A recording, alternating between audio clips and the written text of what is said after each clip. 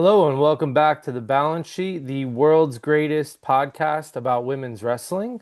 I am one of your co-hosts, Billy. This is my co-host, King Ajar. Yep. Um, we have a jam-packed episode late this week. My apologies. Xfinity should apologize, actually. Having a consumer nightmare with Xfinity, if I'm being completely honest. But we are up and running. We will get this episode posted, and then we will be back at our normal time next week.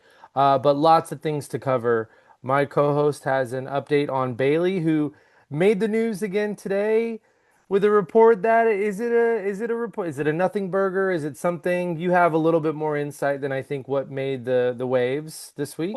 yeah, so let's get right to it. Bayley posted a video of her training with a bunch of wrestlers from AJ Lee to other women from Lodestone to Mercedes Moné, who everybody knows is her best friend in wrestling. Maybe AJ is her other best friend. And technically Sasha Banks too, if you look at the date some of those videos, right? Yes, Sasha Banks. Yes, FKA Sasha Banks, now Mercedes Moné. And so WrestleVotes, which is now, I guess, owned by Fightful, reported that this video is raising a lot of eyebrows. So I was like, at first, I'm like, do I even want to waste the person who gives me information's time on this? I didn't want to, but I saw so much traction about it, and I felt like, okay, this is an opportunity to kind of clear the air, so I will clear the air. Simply put, there are two individuals that witnessed this or obviously look at this video in different contexts. Number one, her fellow wrestlers, the peers, the people she shares a locker room with, they were surprised that she would so blatantly put this video out there with Mercedes Moné or Sasha Banks, and the name of the song was All In that she posted the Instagram story when they're like, oh, she's just basically putting it out there that she's going to leave when her contract's up, or she wants to leave, or wow, uh, I can't believe she did that.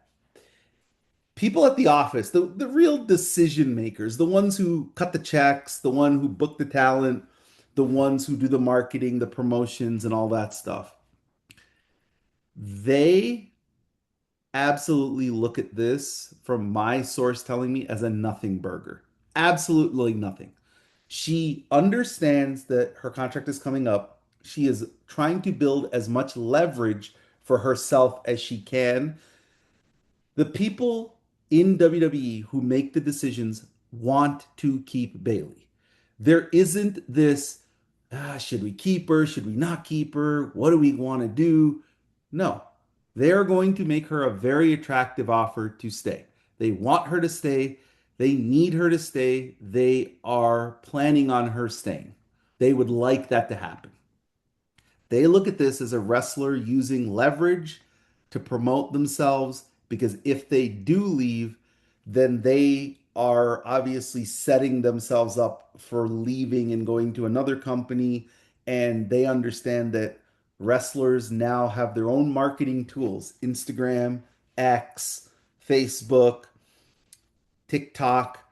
And so they market themselves a lot of times as well or better than the office does. And the office sometimes can't even keep up with all of this because Hmm. social media moves so fast.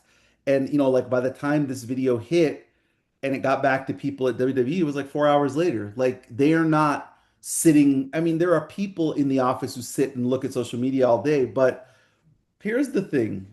She is still under contract to WWE. So she had to clear this with somebody. Or she has to understand that it's not going to get her in any trouble, lower her leverage, or whatever. Now, maybe she's at a point she doesn't really care because what can they do to her? Are they going to let her go? Well, if they let her go, she has an offer waiting for her at the other company. So the wrestlers themselves are more like, oh, wow, like she's really putting it out there. But everybody who's in this industry knows that Bayley isn't in any rush to make a decision. She has a lot of things to weigh. She has a lot of people pulling at her heartstrings. Some of her best friends in life are in the WWE currently. and one of her other best friends is in the other company. And really, this is probably the first time in Pamela Martinez's career that she has all the cards. It's in her court. She Mm-hmm. is the person who controls her own destiny. And I think that this is great for her, that it's just elevating her profile. Because I've always felt like, for as accomplished as Bayley is, and she's one of the most accomplished women's wrestlers of all time in any promotion. I mean, in WWE, she's a more accomplished wrestler than her best friend, which is Mercedes Moné, right? Mm-hmm. By a wide margin. You know, Royal Rumble winner, Money in the Bank winner, first pay-per-view main eventer, singles match at Mania winner, multiple Mania wins. Like, she is accomplished. She's main evented a Big Four pay-per-view. It's not Mania, but she's main evented a Survivor Series. So, I mean, she's done everything. And I still feel like her as a star, she's a tier below the Beckys, the Mercedes, the Rheas, and in some circles now, the Eos, the Biancas. So this is her opportunity to really puff out her chest and be like, hey, I'm Bayley. I'm a priority. I'm a top player. And so people inside the WWE are not at all like looking at this as, oh, she's definitely leaving. No, if she was leaving, she would have already told them. She is weighing her options, which is what she should do. She should not rush into any decision either way. So that's basically the Bayley report. And, for that newsletter out there that pirated our report from almost a month ago, I just want to say you're welcome. Yeah, it's so funny. So I'll say it because you know, you're very gracious and you say we broke the news. That was your scoop. Um, I was more mad about it than you were at first. When it first started, I saw two people post it and they were, at, Wrestling Observer newsletter. And I was like, what's so funny is that's the very first story we ever put in print. We posted it like a blog post to our YouTube page and I tweeted it on July 22nd. So, you know, if it was anything else someone stole from us, I'd have to go back and get a clip. Um, we have people who listen to the show. We appreciate you. Some of them, the former Monet updates. Uh, he's a great friend of ours, and he's was putting the clip of you of your story under some of the stories. We appreciate that, but it was early, and I was like, oh hell no, they didn't steal this from us. And I was just posting the blog post, which is funny that I had it um, under Wrestle Purists, under Fightful, under, because it's like I actually would not have cared if they said, new reporting shows Bayley did this. It would have been like, well, that's not new reporting. But it was just how everyone cited them, and it was like, there's a paper trail on this, man. And I think I was mad about it for the first 4 hours. You were like pretty chill about it. Then I think you had a break at work and saw how much they put out there that it was their story. And then you were like, hey, what the hell? Like, Yeah, I was really upset because we are not news breakers. Like, that's not our angle on this podcast. We talk about women's wrestling, we talk we do about this for fun. we do this for fun, but we love women's wrestling and it's a passion of ours. We talk about the history of it, the matches, the future. We want to give our listeners and listeners out there a different alternative than these podcasts that all they do is yell and scream and argue back and forth. I was upset because the report not only took what we reported, it then added nothing to it. And in fact, it Nothing. took away from it, where the quote was, well, she has a big decision coming up. And then, the other person said, well, I've heard that Bayley doesn't have, she has a lot of time left on possibly January, and they might add time for injury. And it's like now we're just like making everything up because one, if Bayley had injury time added, I would have already reported that.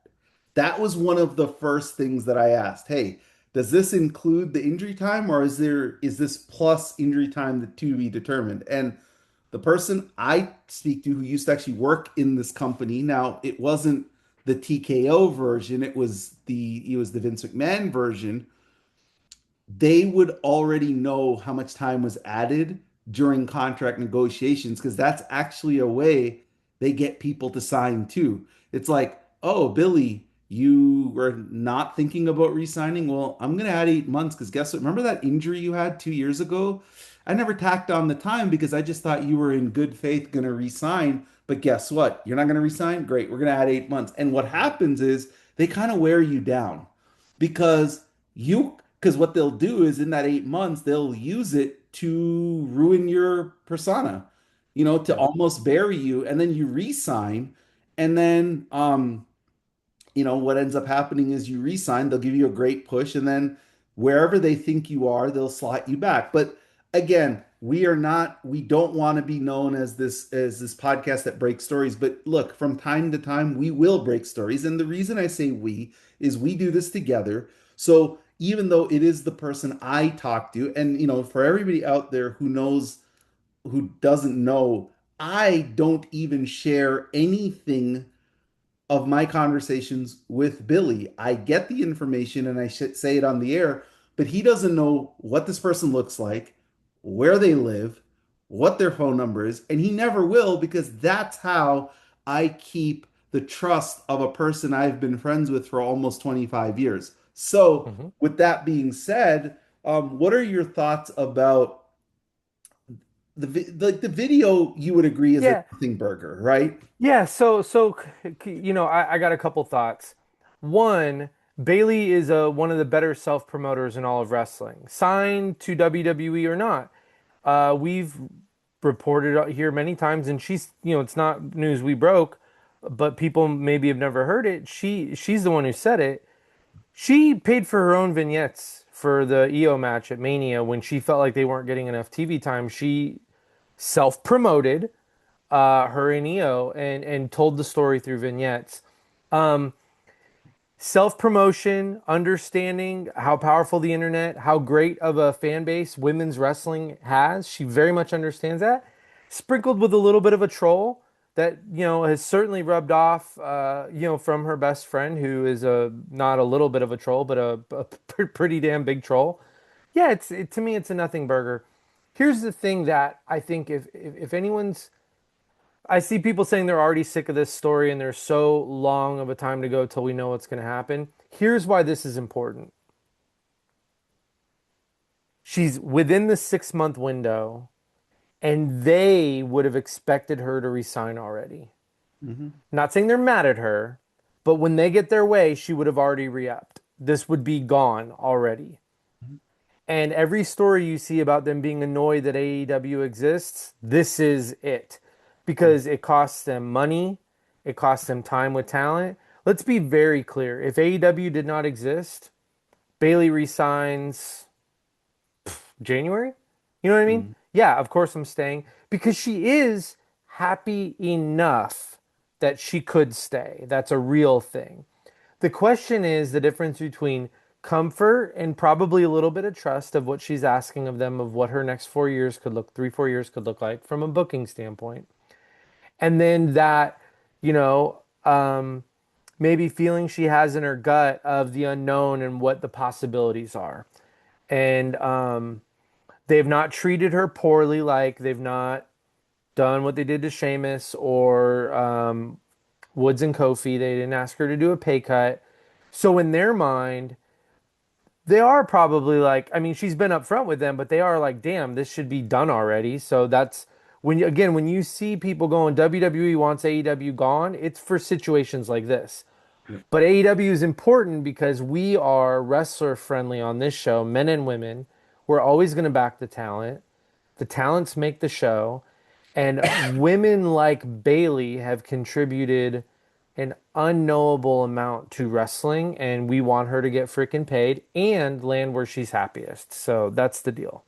Yeah, just before we get to kind of our featured topic of this episode, AEW is maybe the best thing that ever happened to professional wrestling after the year 2000. If you Hmm. really think about everything that happened to professional wrestling after the year 2000, you could make a very strong and quick case it's all elite wrestling because it's not just that they are a number two. They're not TNA where, and I've told this story a while ago. Well, not this story, but a person I used to interview a lot when I worked for my sister was Christian Cage. And he was Christian Cage in TNA, but he was Christian in WWE. And he left a lot of money on the table in WWE in 2005 to go to TNA, but he was making about $500,000 guaranteed. The network put up some of the money and they were getting about a million, a little less than a million viewers, but he wanted to work 1 day a week and one pay-per-view. And he was like, okay, you're gonna give me $500,000 a year. I live in Florida, no state tax. Florida is where all this stuff is taped. And I only have to work five times a month. Because TNA, sorry, hardly did house shows. Remember in 2005, WWE was working four shows a week, Right. right? Like there was Raw, SmackDown, house shows, and there was a SmackDown set of house shows, and there was a Raw set of house shows. So it wasn't like, oh, you could avoid it. You were working. And yeah, he was making more money. But he's just like, I don't want to work 4 days a week. I don't want to work, 17, 18 times a month. I got a new kid. Da, da, da, da. I want to work once a week. I want to be with my family. So he turned down money but TNA was never a viable number two where you could make generational wealth other than Kurt Angle's Sting maybe to absolutely leave WWE. Now you have a lot of wrestlers leaving because Tony pays very, very well and he is very good for the industry. And I would look at Tony Khan as kind of like a George Steinbrenner. I look at my Eagles owner and Jeffrey Lurie like somebody who pays well and is willing to almost not make a profit of Hmm. the business because they have so much money outside of this business because it's a passion of theirs to see it succeed. And that's why a Bayley can make multi-millions of dollars a year because of AEW. Mercedes Moné does make multi-millions. John Moxley, if there was no AEW, John Moxley would still there would be a Shield reunion number 72 right now because Yeah. he would know and he never even wanted to stay. And I'll tell this quick story because we're going to talk about Mercedes Moné here a lot. So I'll give a quick story about her specifically. 2018, her contract was coming up. All the injury time was factored in and everything because people always have this weird notion that Mercedes Moné is this injury prone wrestler in WWE especially, but the truth is she was never really injured in WWE. That was just rumors perpetuated by folks in the office to disguise their terrible booking of giving Charlotte all these wins over her. At worst, she'd get banged up, but she was not injured most of that She time. got a concussion from a referee. Yeah. That was a real injury. And after or before SummerSlam 2016, she said, "Oh, my back hurts." And they're like, "Oh no, she might need back surgery." They had her do the Charlotte match, and then the back just healed, and they're like, "Oh, they brought her back to TV." So Her back hurt before that match. Damn, it hurt after. let me tell the story. So 2018, she was strongly contemplating leaving the WWE. She was she was unsigned and she was willing to leave, maybe try the indies, but there was no AEW. It did not exist, right? Yep. AEW came in 2019. She resigned before a Monday Night Raw. And when she resigned, they immediately had her win a gauntlet match and be the final participant in the Money in the Bank ladder match in 2018, the match that she got booed at in Chicago, the one that Alexa Bliss won. She got a new deal that paid her a good amount of money. When in 2019, she essentially she did the Shawn Michaels. I lost my smile. I don't love this anymore. I don't want to be here and left, right? Literally was like, hey, I'm Mental leaving. health break. Yep. Mental health break. I don't know if I want to come back. Who knows? And Vince McMahon talked to her after a while every week. Talked to her every week. And I have this sourced very well. Called her every week. Hey, you want to come back? You wanna come back?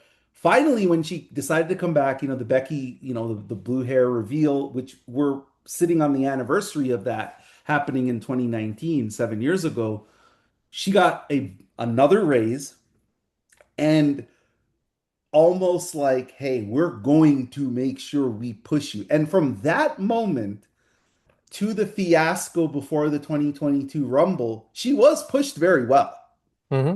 I mean, you cannot argue that from 2019 when she came back to the night of before the Royal Rumble when she got knocked out by Zelina Vega, she was pushed great. Like that Yep. was great booking to me. Even when she lost, there was a story behind her losses and it was setting up for the bigger payoff, and that's what wrestling is all about. So, um, but the reason I'm saying this is if AEW did exist in 2018, I'm 95% sure based on what I know, she would have left. She'd have left Hmm. in 2018.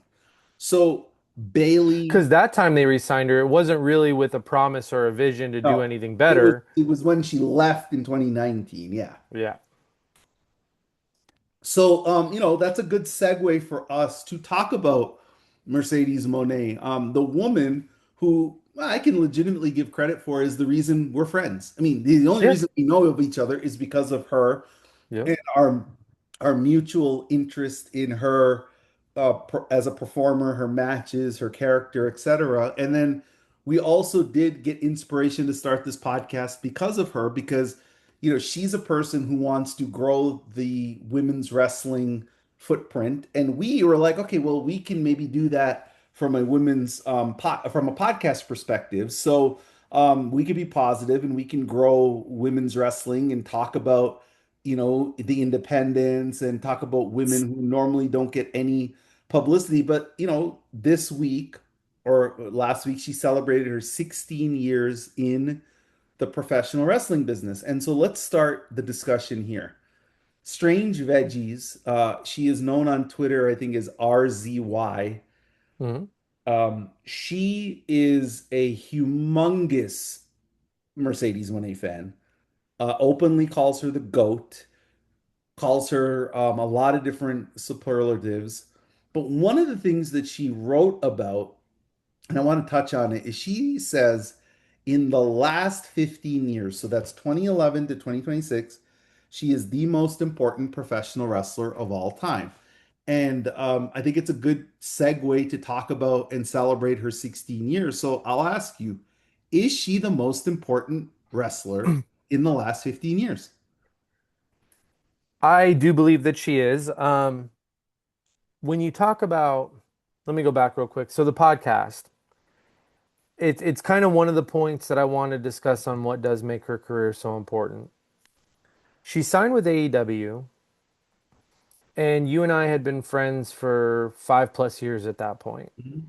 Um, in a group chat since pre-COVID, through a lot of things in life, just and then it was like, hey, no one's really covering this Mercedes story properly.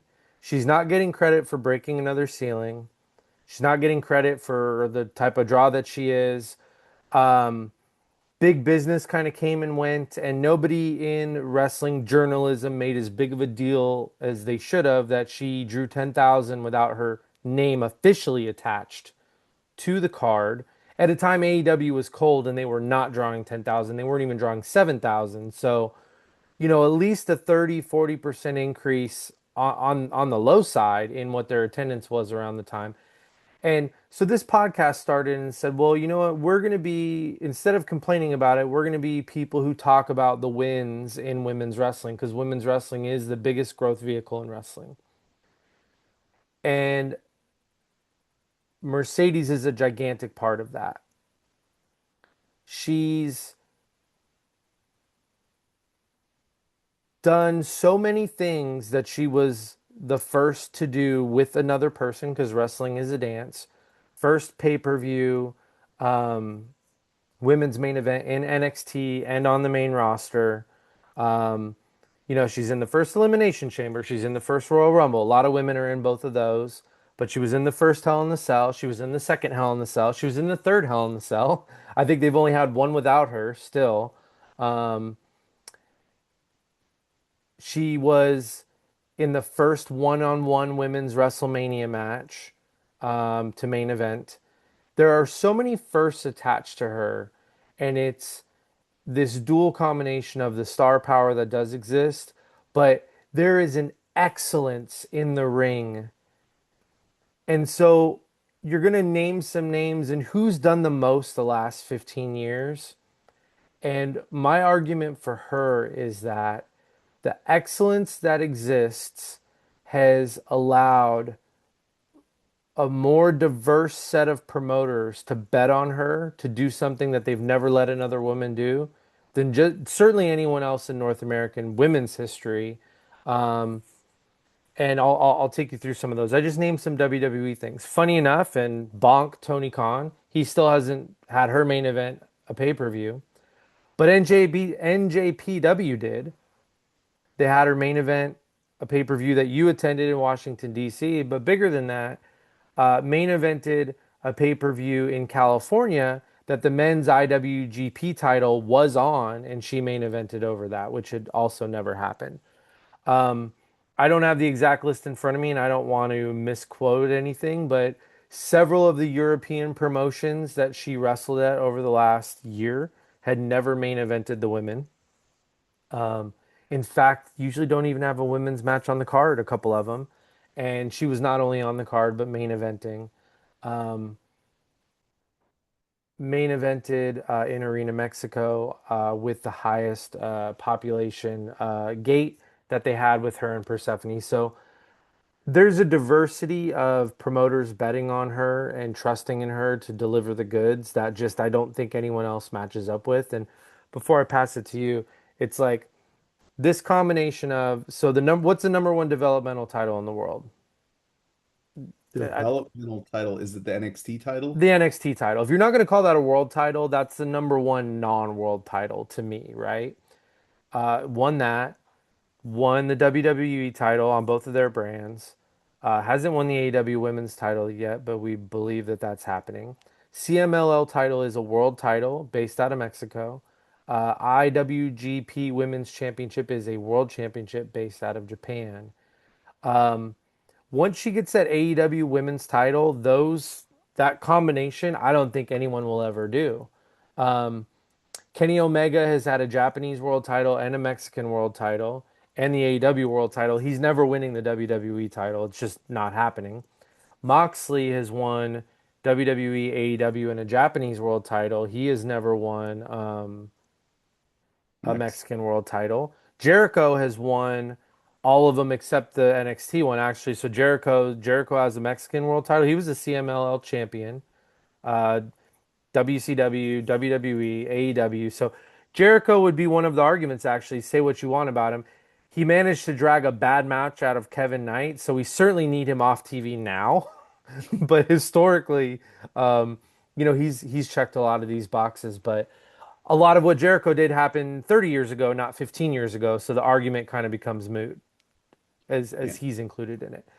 And then I know you have an opinion on the guys who why AEW exists and those guys, but as a singular talent by themselves, as one, if I could pick one person, not a group of people working together, that's my argument for her is that everywhere she's went, she's hit the highest level in match quality and booking. So So I think presuming it happens in AEW. we have to distinguish three things here. So there's importance is the category. We're talking about importance. Yeah. We're not thinking about the best because best is an opinion, right? Yeah. Like you believe okay, she has been the best and I don't, but that doesn't mean it takes away from her importance. And then the other one is the biggest draw, which we both would never ever say she has been the biggest draw in professional wrestling in 15 years. She Right. certainly hasn't. Punk, Cena, Brian, Reigns. Yeah, and so I was going You know. importance because almost everything I went through, a door that was shut had to be open for her to do that as a woman. So if okay, so we, as everybody might know, we did record this podcast on Tuesday, but then it crashed and burned thanks to Xfinity. So because of that, we are re-recording it. But I do have a very good memory, and I remember we were really kind of cooking on this topic because my original premise was the quartet of Kenny Omega, the Young Bucks, and Cody Rhodes are Right. the most important group or faction or people because they are the linchpin to start All Elite Wrestling. They did a self-paid for, self-funded show. Tony Khan did not fund anything of the first All Out. He had nothing. He was a spectator in the crowd. But the success of a non-WWE show that started out, if people don't know how this started out, it started out with a bet between Cody Rhodes and a person who named his son after Cody Rhodes in the person who gives star ratings every week in a newsletter. They had a bet. Could we sell out a show that isn't WWE branded in 2019 that did a 10,000 people, and I think it crushed that. I mean, I was trying to go to the show and the queue was like 7, 8 hours, like it was long to get tickets, and it was all sold out first like couple hours, it was gone. Those four gentlemen, Cody Rhodes being kind of the catalyst, is the reason AEW exists. Hmm. AEW, as I stated earlier, is the most important thing to happen to the wrestling business in this century. You can make an argument, streaming, Netflix. You can make a bunch of different things. WWE getting sold to TKO, but like AEW to me is the most important thing because it gave wrestlers an alternative and a real income. Like they don't have to grind the indies if they don't want to. They can just go to Tony if he wants to hire them and make a great living and, make a lot of money and still work their independence and own their name and all that stuff. And Tony has given them that. So then the answer becomes Cody Rhodes. If I have to pick a person, I'm going to have to pick Cody Rhodes because Cody Rhodes left WWE, did the indie run, and then was the linchpin, the real starting, the blasting cap, as Tully Blanchard would say, for AEW. But then when he left AEW, timing might have helped him. He swung business that way. The WWE has never been as hot ever. Yes, Roman Reigns is on top. Yes, the bloodline gets the credit, but who was the guy who beat the bloodline? It was him. Yeah. So Cody Rhodes is the answer. I would give Cody Rhodes the answer to this question because I think the history of professional wrestling in terms of like money and drawing, he's going to get a lot of the credit of the modern time, and he's the reason AEW exists. But that doesn't mean he's important to, us, or there's a lot of people out there who don't think of Cody in that light, but I'm just being fair and I would give it to Cody Rhodes. That does not diminish Mercedes' impact and importance because she is the first women's wrestler to ever main event a WWE pay-per-view. She not only did it on NXT, she did it in the main roster. And remember, she did it in the main roster at a time when it was like unheard of. Like people have to understand, people have this like nostalgic opinion about Trish and Lita. Trish and Lita main evented one Raw, Right. and they never sniffed the main event ever again. Never sniffed it. Mercedes did main event NXT in 2015, main evented in 2016 a lot of Raws, a lot of Smackdowns, and a pay-per-view, Hell in a Cell in Boston. She main evented a lot of Raws in 2017 with Alexa Bliss and the gauntlet matches and all the things she was doing. She then was the first entrant ever in the first ever Women's Royal Rumble. And they Hmm. put her in that role because she was the general of the match for 54 minutes. That was a main event. She, was obviously 2018 is probably the year you would have to be like, yeah, it was like an injury year or something. Like she just wasn't really a big deal in Red 2018. shirt year, yeah. But her importance for walking out on WWE, still keeping her reputation, still keeping her name, fighting to get her release, which she did, went to AEW. But before she went to AEW, she overcame a career-threatening injury, came And back. cooked in Japan for a little while, You yeah. could make the case that ever since she has returned from that injury, she's been better than she ever was. Hmm. She's obviously helped a lot of independent promoters around the world draw big houses by their standards and help grow their brands. Because again, there were a lot of people who complained about all these belts she was winning. I have yet to see any of those people tweet about these companies after she dropped the belts. Right. So it felt like it was nitpicking her to The nitpick. people I see tweeting about the companies are tweeting about the wrestlers they learned about through her, but not the people complaining. I Yeah. mean, we don't, I mean, there is no Stephanie Vacour as we know her if, Mercedes didn't willingly and selflessly give up so much of herself in that match at Forbidden Door. So her importance cannot be understated and it shouldn't be devalued because I or somebody else out there thinks a person is more important, a person is a bigger draw, a person is a bigger star. That doesn't diminish her.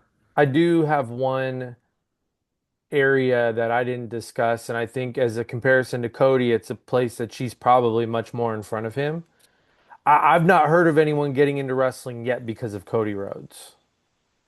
I've not heard one guy say, you know what, I do this because of Cody Rhodes. And That's there is a there there's a promotion, like you could build a promotion around the women who are wrestling because of Brooklyn. Um, Maya World is the current TBS champion. Lyra, Valkyria, Roxanne, people we talk about on this show all the time. Zeta Steel, who Mercedes will be wrestling on Saturday at Collision. Indy Hartwell. I mean, it's a very, very, very, very long list. Willow Nightingale said that, that's she was kind of interested, and that's the match. I was like, yeah, I got to do this. So like, you're talking about like the match. Like the match is what launched a lot of people to, a lot of women to say, hey, Maya and Zeta say Sasha, not Brooklyn necessarily directly. So some of it's the match and some of it's like Zeta Steele is just like if you look at the interview, she's just like, yeah, just I wanted to be Sasha Banks. yeah, yeah, I think she's definitely ahead of Cody. I mean, there could be people out there who are not anybody we know of today. Yeah, I'm not saying it won't ever Hey, happen. right. She's ahead right now. Yeah. Yeah, right. And or she is ahead and that the fact here's the other thing. A lot of people have ego. I'm not gonna name this rapper, but I interviewed a rapper once and I asked this person, I said, "Who are your influences?" And the rapper said, "Well, I really didn't have any influences. I just kind of like said, 'Hey, I could do this,' and I started to do it." And I know his manager after I interviewed him like an hour later, called me and was like, "Hey, the interview went well, but that's just him being in character. He's too macho to admit, hey, I went to the store and I bought all these guys' albums. I want people to think I'm too cool for school." The difference is these women, whether it's Zeta Steel, whether it's Maya World, whether it's, Willow, Lyra, they come out and openly give her the praise and say, hey, I am in this business because of Brooklyn, or I'm in this business because of her. And that should be celebrated again. Again, this is not a place to discuss who's the best ever, who's the biggest draw, who's the most important. We are we want to give Mercedes Moné her flowers for being one of the most important women's wrestler, or sorry, one of the most important wrestlers of the modern era. Whether the media who covers this business wants to give her the credit or not, we will, because we are being objective and fair. And I do think her independent run should be celebrated a little bit more by the media, and it just isn't. Um, I think part of it is because she has such a passionate, this is just my opinion. I think her passionate fan base rides for her so hard that the media is almost being an antagonist just because they're like, ah, you know what? Who are these guys? They don't know what they're talking about. We're not going to cover it, but they're not doing their job because Right. your job, fans are fans for a reason. They're fans, short for fanatic. But if you're in the media, your job is to cover the story correctly. You know, my sister is a journalist, and I know this. And what she has done for the pay scale of women's wrestlers, the independent stuff, the women who are on the radar because of her willingness. If it was a man, it would be celebrated. You know why? That's what Cody Rhodes was doing in his own way, and it was very celebrated. Hmm. But I never felt like Mercedes got the same level of celebration that other wrestlers who have done this. And again, I think, we as fans, we have every right to pick who we think is the best ever. Wrestling is art. Wrestling is not statistics. It's not data. It's not facts. It's not like, because again, the problem with this medium, and sorry for my tangent here, is that the gatekeepers of the stats are super biased. And so what I mean by that is I had somebody who DM'd me and they said, "Look, why is it you guys never ever talk about cage match rankings of wrestlers?" And I said, "Here's why. Because we never once on our show said cage match is perfect.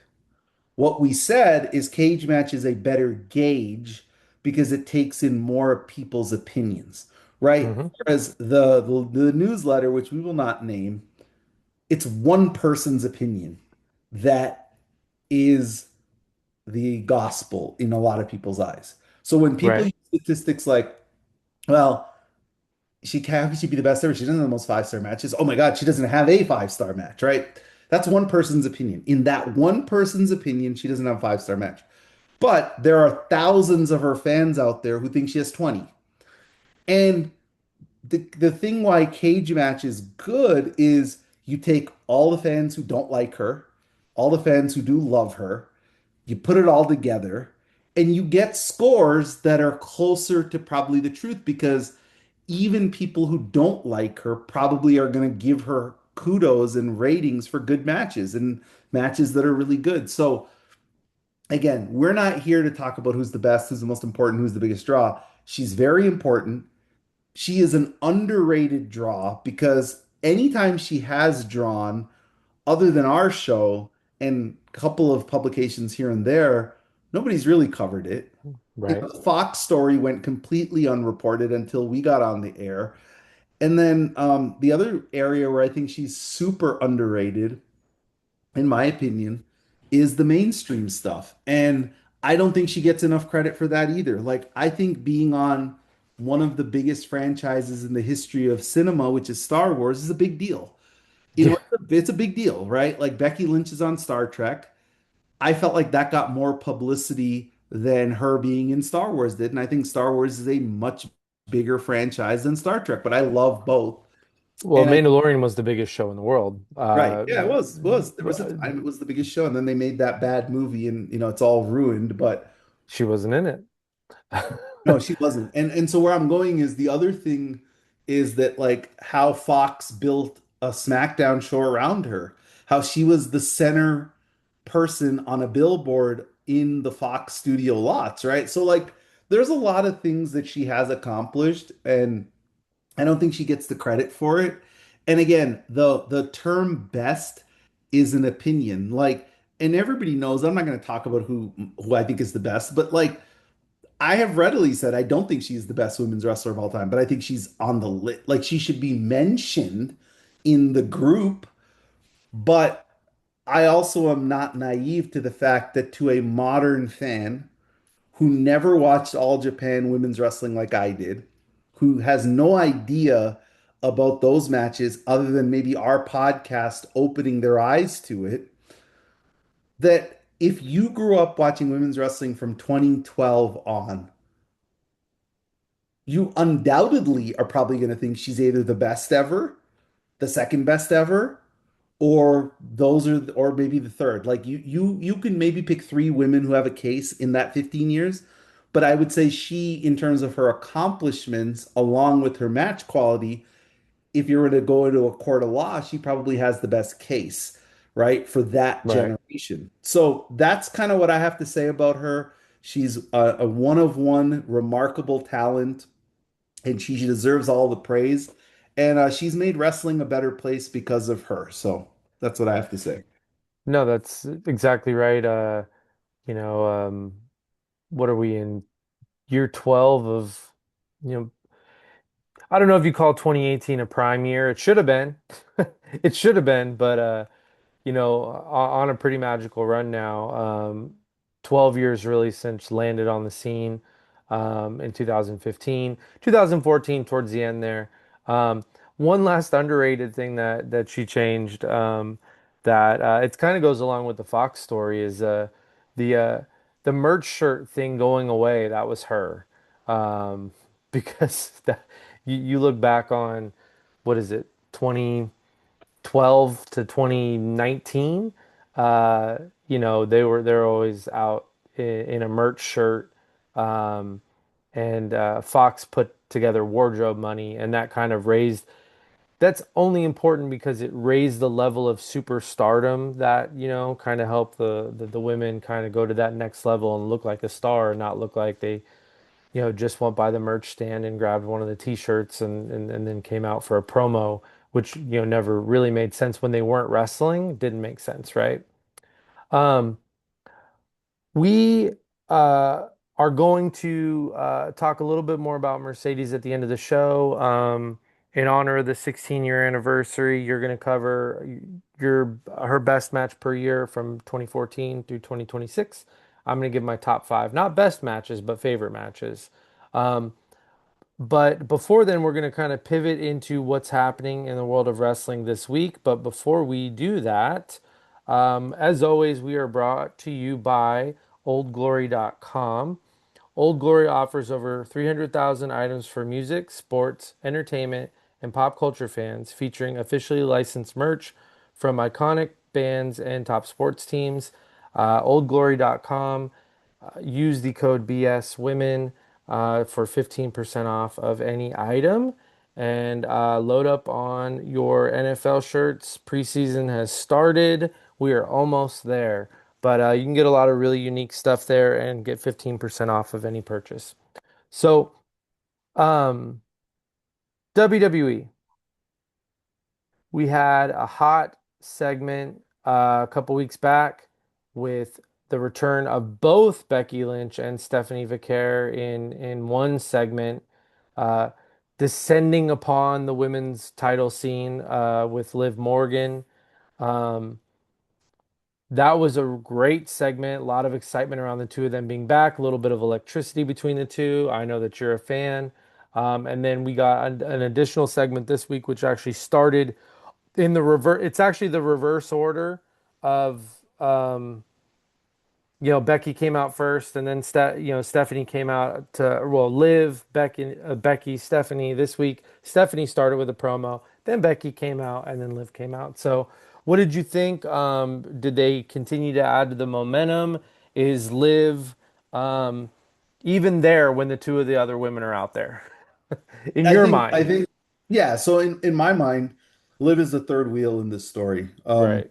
I don't feel like Liv, in her current character and all her shenanigans on her Twitter account, she doesn't come across to me like a main event player.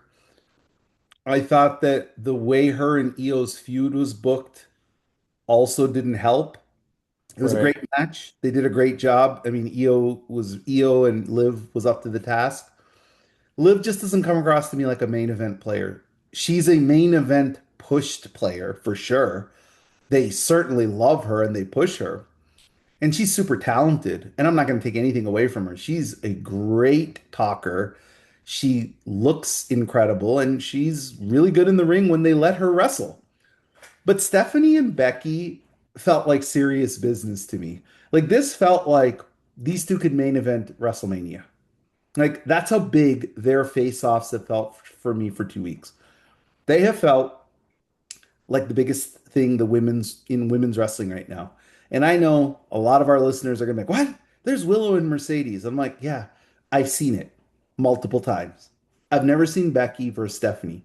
And truly, I am a much bigger fan of Stephanie McCourt than I am Willow Nightingale. And I'm also a much bigger Becky Lynch fan than I am of Willow. So I love Mercedes, obviously, I always have. But the Mercedes, Becky and Stephanie right now to me just feels like the biggest women's wrestling match they can do.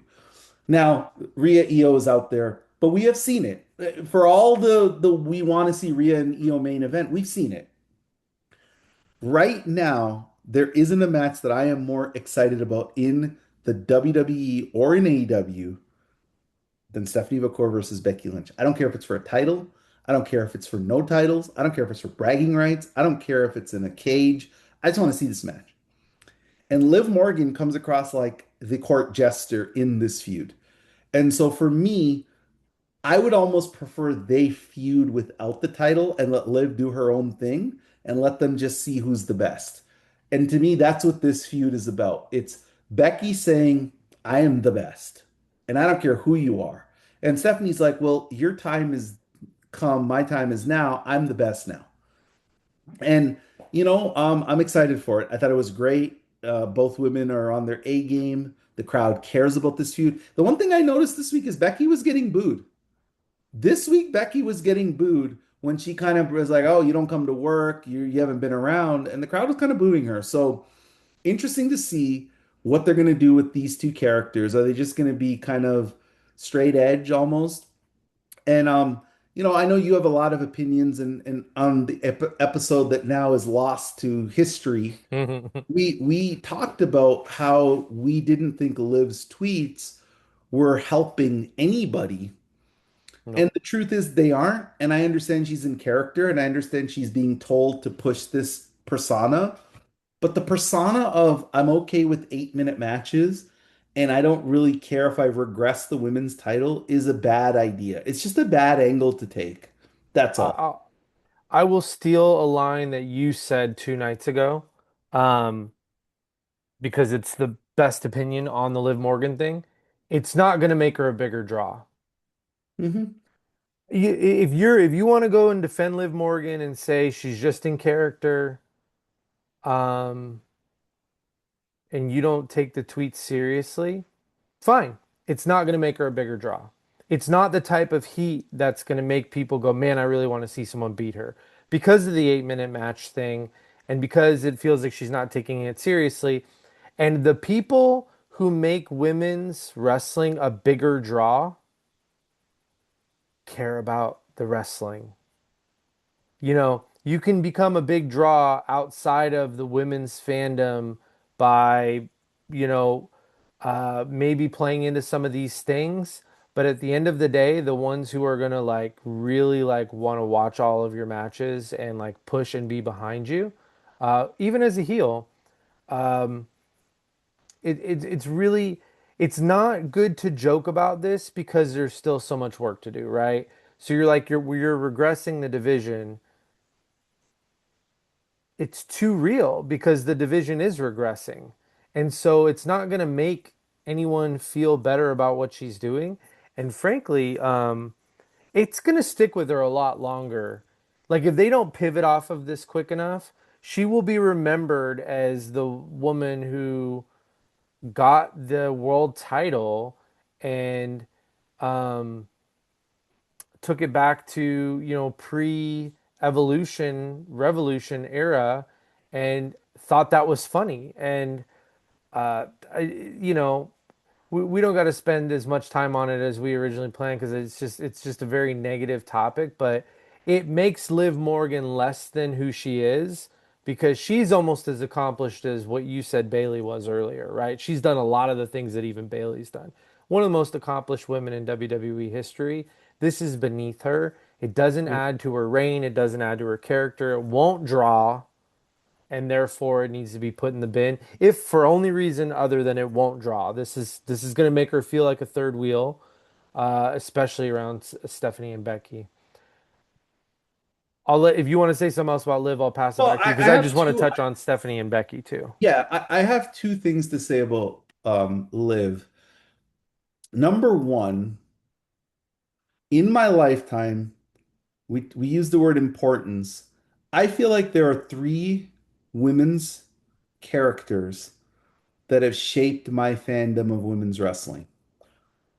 In my childhood, it was Miss Elizabeth, Mm-hmm. who I still think is the biggest draw as a woman's character the WWE has ever had. I think she's a bigger draw than Rhea. I think she's a bigger draw than Trish, Sable, Lita, Mercedes, the Horsewoman. Doesn't matter because the company built a main event angle around her for a whole year, and she Mm-hmm. was the centerpiece. Number two is Manami Toyota for exactly the opposite reason of Miss Elizabeth. Manami Toyota was doing things when I was a teenager that I could not believe. Like again, I'm, 13 years old and I'm like, a woman could do that? What? She could run and just jump onto the top rope with no hands and just flip? Like I was thinking like women could do that? Like I couldn't believe that women could do that. And I always feel like she's so far ahead of everybody else, her and her generation of women's wrestlers, that the women of today still haven't caught up. Number three is Mercedes. And with her comes the four horsewomen.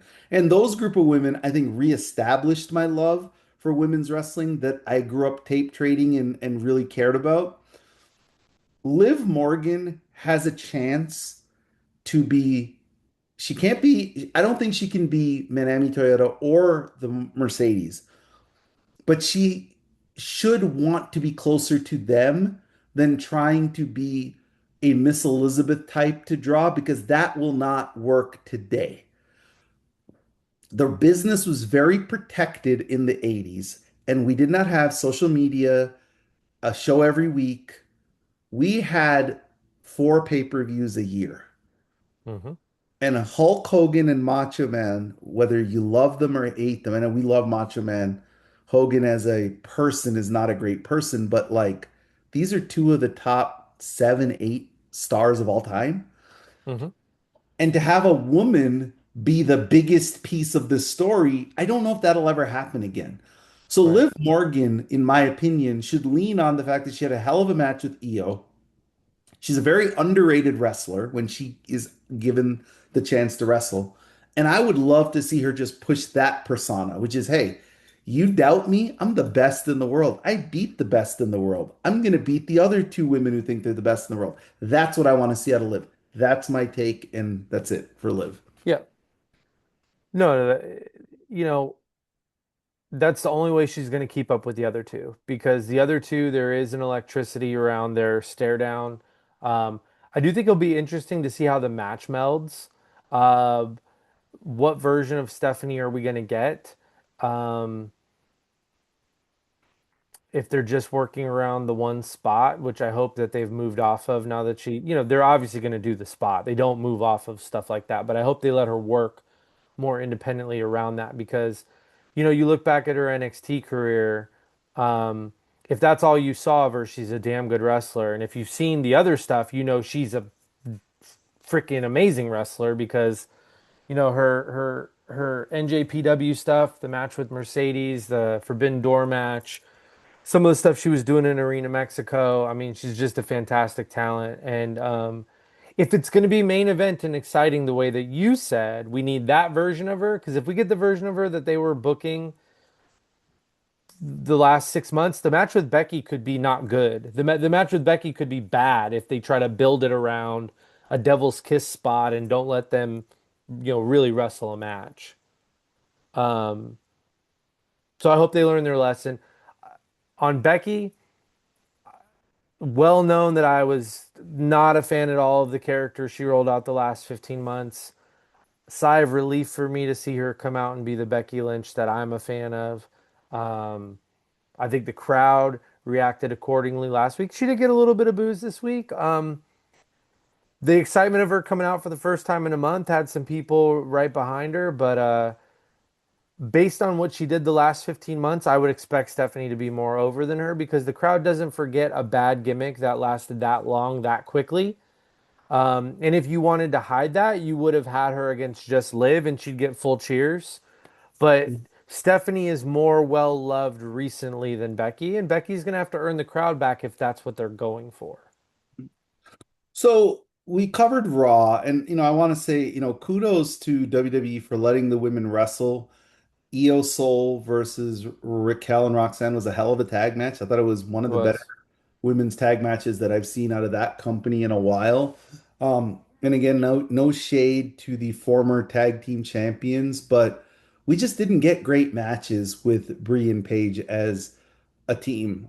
We got good outcomes, like they were booked every week and they were winning clean every week. But we have a level of a standard that we like out of our tag team women's wrestling, and I felt like last week we got it. But let's talk about the bigger story.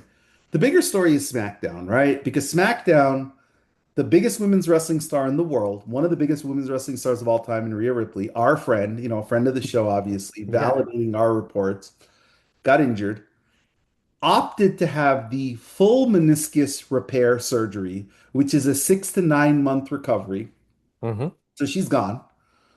Um, so they do the ladder match for the title, which is great. We that was our idea too, by the way. So thank you, WWE, or you're welcome. They gave it to Chelsea Green, who got the biggest pop and was the most over in that match. She was. You can say whatever you want. She was the most over. And then she has a match on SmackDown where her and her new best friend, Tiffany Stratton, the US Women's Champion, face the tag team women's champions in a match that was largely forgettable, but had some good spots. But the tag team champions win. Now, there's a part of me that thinks it's great storytelling because if we're the tag team champions, we should beat two individual wrestlers who team up because we're the champs. Right. So that part I loved. What I didn't love is that Chelsea Green winning the title, people were already skeptical about how she was going to get booked. Oh, is she gonna like slip on a banana peel every week and win? Is she gonna be treated seriously? Is she gonna be a joke? And the first match with her title, she gets the pin. Not Right. Tiffany, not a double DQ, not a double count out, which I would have preferred here to protect everybody. She got pinned. In the match, the thing that was really baffling is her apparent next feud is Nia Jax. Yawn, but she lost to somebody who wasn't Nia Jax. The other thing is she had a broken orbital bone because when she took the rolling encore, apparently her orbital bone, or I think when she fell on her face, sorry, she broke her orbital Did bone, it fit? Did a foot hit her in the face, maybe? something like that. I saw when everybody thinks it happened, but this is a 7 week injury. Now, the reports are out there. Now, I am looking to validate this, and I wish I got my answer before we went on the air. But the report is that they have no plans of taking the belt off of her. They're going to just keep it on her for 7 weeks. Sorry, That's Naomi fans. that's a mistake. That's a mistake. Right. This title is already cursed from a champion who doesn't defend it because Rio was injured for God knows how long, and they didn't strip her. Now they're going to let Chelsea do the same thing. So since WrestleMania, this title has been defended once Italy. by by In Italy, right? Italy. But what I'm saying is the champion has only defended it once because Rio was the champ she defended, then she got injured. It never got defended. It was won in a ladder match, and now this champion is injured. So we're gonna go literally. what, June?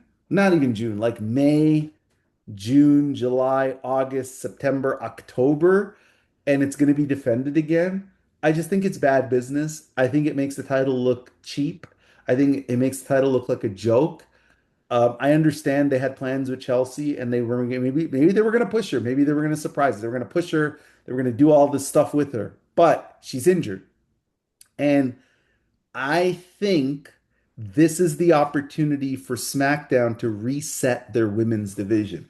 I would have JC Jane win the US title on SmackDown Friday night, which is my prediction. JC Jane will be your new women's champion.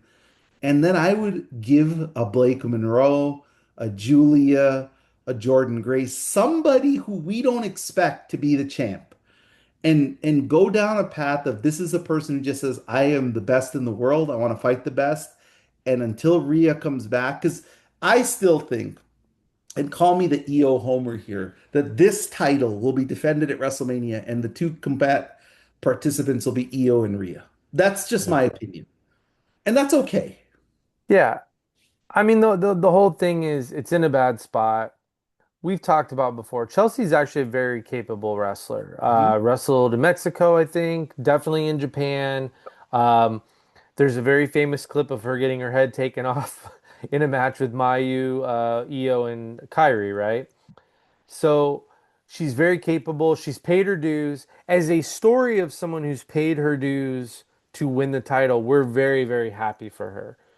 The complaint is she's not booked well. Therefore, the title is being booked into the hands of someone who has been shown to be a substandard performer on TV. And the analogy that I look at is like the way Tozawa's booked, would you ever expect him to win a ladder match for the men's world title? No, they wouldn't do that to the men's world title. Chelsea is totally entertaining, totally earns her minutes on the show, and could totally be a real champion that they booked well, and she could do it. Um, they booked themselves into a corner with this tag match. They didn't need to do it, and really, none of the four women should have been taking a pin. Tiffany's the U.S. champ. Chelsea's the champ. You got the tag champs. They shouldn't have lost. It just it never made sense, and unfortunately, at the end of it, we get the injury. I said I kind of talked over you for a second. Sorry, Naomi fans. She was injured for 2 weeks, and they stripped her of the SmackDown Women's title in 2017. 2 weeks, I she was know. gone. I saw her when she won the title in Phoenix. Yeah, And it was funny because I went to that show. Remember telling my ex-wife, oh my God, Naomi's gonna get because my ex-wife, her favorite wrestler is Naomi and yeah, Becky. Those are her two favorites. And so we went for this to see Naomi win the title because that was what was rumored. And I remember I was like, man, Naomi's gonna get booed out of the building. Alexa's so hot, she's so over. No, Naomi was very, people were very happy for Naomi and they chanted, you deserve it. And to have her lose the title in a stripped manner just to win it back at Mania, it was just so bad. It was just like terrible. But now you're letting people who are injured keep the title. You're just devaluing it. To me, I would use the trope 30 days. If you can't defend the title in 30 days because of injury, goodbye. Strip yep, it. Move on. yep. So before we go to AEW, is there anything about like, okay, you have been very critical, and I have been very critical about the WWE and how they have booked women recently, right? Other than Io, nobody gets a match over 14 minutes. Hmm. Maybe Becky. Now, it feels like the division has real juice. Becky, Stephanie, or is it they have the juice? Io is very over, and that's it. And we are still pretending like everything is okay because two women have returned and one woman is super over. I feel like it's a little bit of both. Like I feel like Becky and Stephanie have given the division a shot in the arm. And I noticed on Monday Io is Io. She's super over doing Minute Maid ads now. That's awesome. But SmackDown still to me feels like it has a lot of talent that are just directionless. So What do you think before we talk about AEW? Do you feel like WWE is turning the page correctly, or do you still think there's a lot of problems? No, there's a reason to be excited about the two coming back, but I still think there's a lot of problems. No division that has a quartet of champions of Chelsea, Tiffany, Raquel, and Liv, the way that they're currently being presented, the four of them, all four capable performers, but all four of them currently being presented as, Raquel's the most protected one of that four, really, the way that they book her. Um, Liv, we already talked about the gimmick. Tiffany has taken a step back. We spent all of 2025 on this show like saying, "Hey, she might be number 2 in PWI. She might be number 3 in PWI." Like the only thing really holding her back is none of those matches were on PLEs, but she was defending the title a lot. Just talked about Chelsea. Just yeah, they need to put one or two of the belts on someone who has a little bit more momentum, I think. And they need to get someone of the four, if not two of the belts, on someone who's going to work matches that create juice in the crowd. When you say directionless, it's like we're having a lot of matches on SmackDown, but it's like there's not really creating any momentum with the crowd. I would be hard pressed before we go to AEW to at least mention the big news on SmackDown, the return of Alexa Bliss, but the debut on SmackDown of Tatum Paxley, Yep. who seems to be the Alexa Bliss protege, which, to be fair, that is actually a real life story. That's not like, oh, it's for wrestling purposes. Tatum Paxley's inspiration to become a wrestler is Alexa Bliss. So, and by the way, Tatum Paxley is a hell of a worker. She Very is good. a hell of a worker. So, kudos to Is she going little. to be Lily like come to life, you think? I feel we're going in that direction. I did. What Because I don't like about that, she's a good that doesn't play. fit Charlotte Flair. Like that doesn't fit a story with Charlotte in it. And it's funny they had the Lily story with Charlotte. Or is this gonna come all the way back around to Charlotte destroyed Lily like in 2023? And Tatum's gonna turn on Charlotte because didn't she rip the doll in Yes. half? Yes. She ripped Charlie. She ripped Lily in half. And so there's a couple ways. What if Charlotte embraces the dark side and goes dark with them? I don't know that she's got that range. We'll see. Or what if, like, Chen actually had a really interesting concept that I would be into, which is they are a heel faction. They're a heel faction. Yeah, But I don't think that the three of them don't have chemistry. If they lean all the way into like, the Wyatt kind of piece of it, at its core, I don't think Charlotte fits that as part of the group, is what I'm saying. no, and my only worry about that is I think they're always going to get cheered. That those three. Like I think Charlotte is past the point now where she's going to get that real Charlotte heat like she used to. I think she's in that like legend status. Yeah.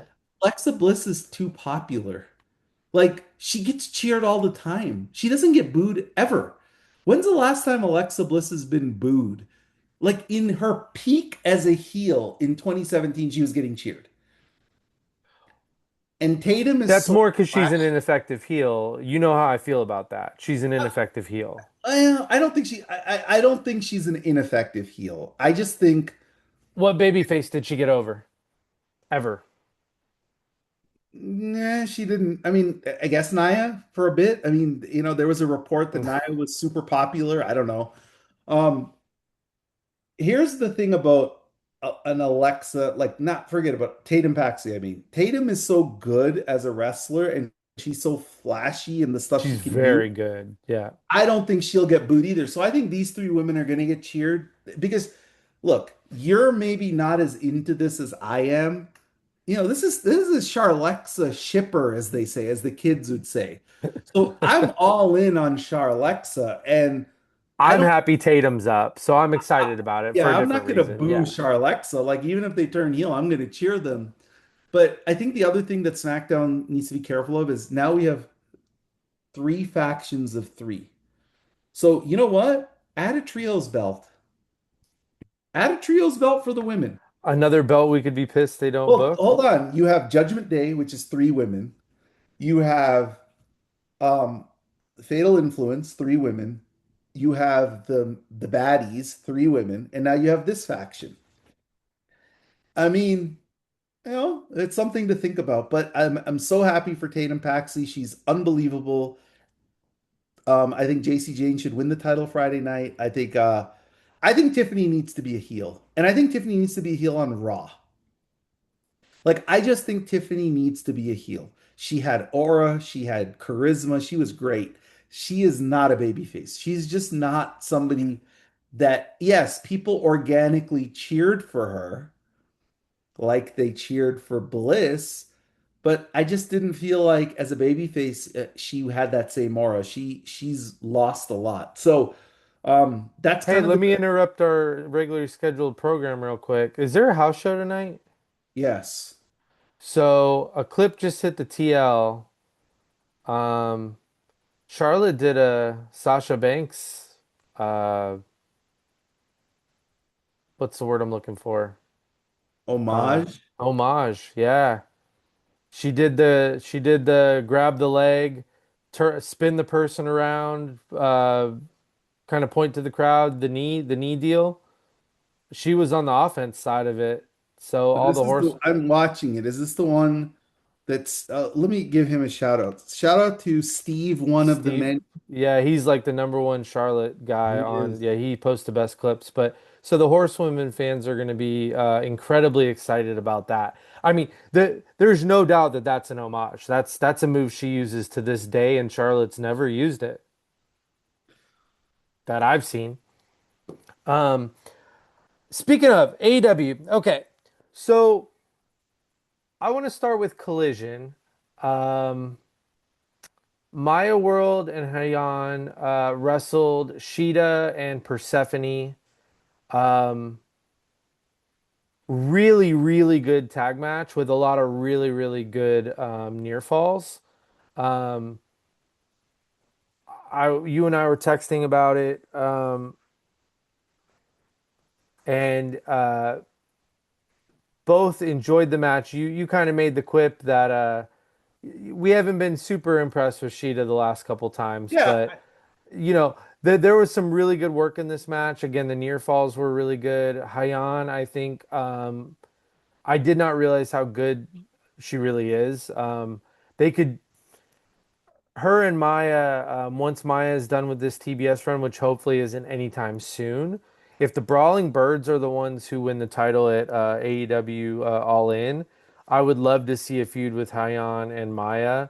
I know it's face versus face, but for those that don't know, Maya and Hyan both played heel on the Indies for a long time.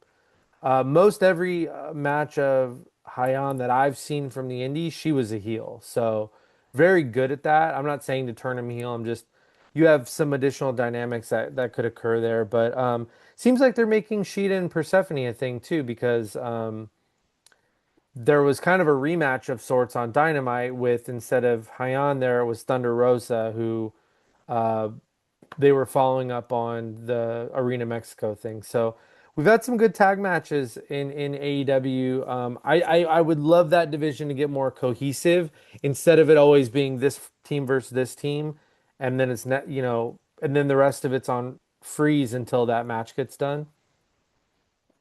Isn't the TBS title on the line Wednesday? It's a It four-way. is. TBS title is on the line. Maya versus Persephone versus Sheeta versus Chris. Um, Either the TBS title won't be on All In, or we're going to get the type of thing where the winner of this match maybe gets confronted by somebody after. Um, what do you think? You just said it. Who's I can tell you who? exactly what happened. Who's it going to Maya's be? Maya World's gonna win. I'm telling you, it's Thekla. Okay. Thekla doesn't have a match. And this is where I was never a fan of the Willow beating Thekla because Thekla carried this women's division for 6 months and she's not even on All In at all. We will see. I think this is how I would do it. Maya wins the title, retains the title, sorry. And at All In, High joins Thekla's group and turns on Maya. Now you have a feud without a title between two former partners that always draws, and Thekla can have the TBS title.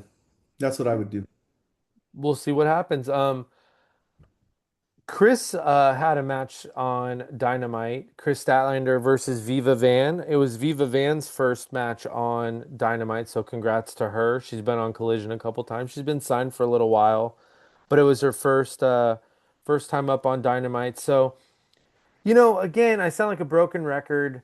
Um, Tony has put in the resources. He has built a deep division. He's got tag teams, he's got singles wrestlers, he's done a pretty good job of like you know on TV who's aligned with who, even if it's not factions, right? Like Mercedes, Divine Dominion, um, Viva Van, Vert Vixen are a tag team.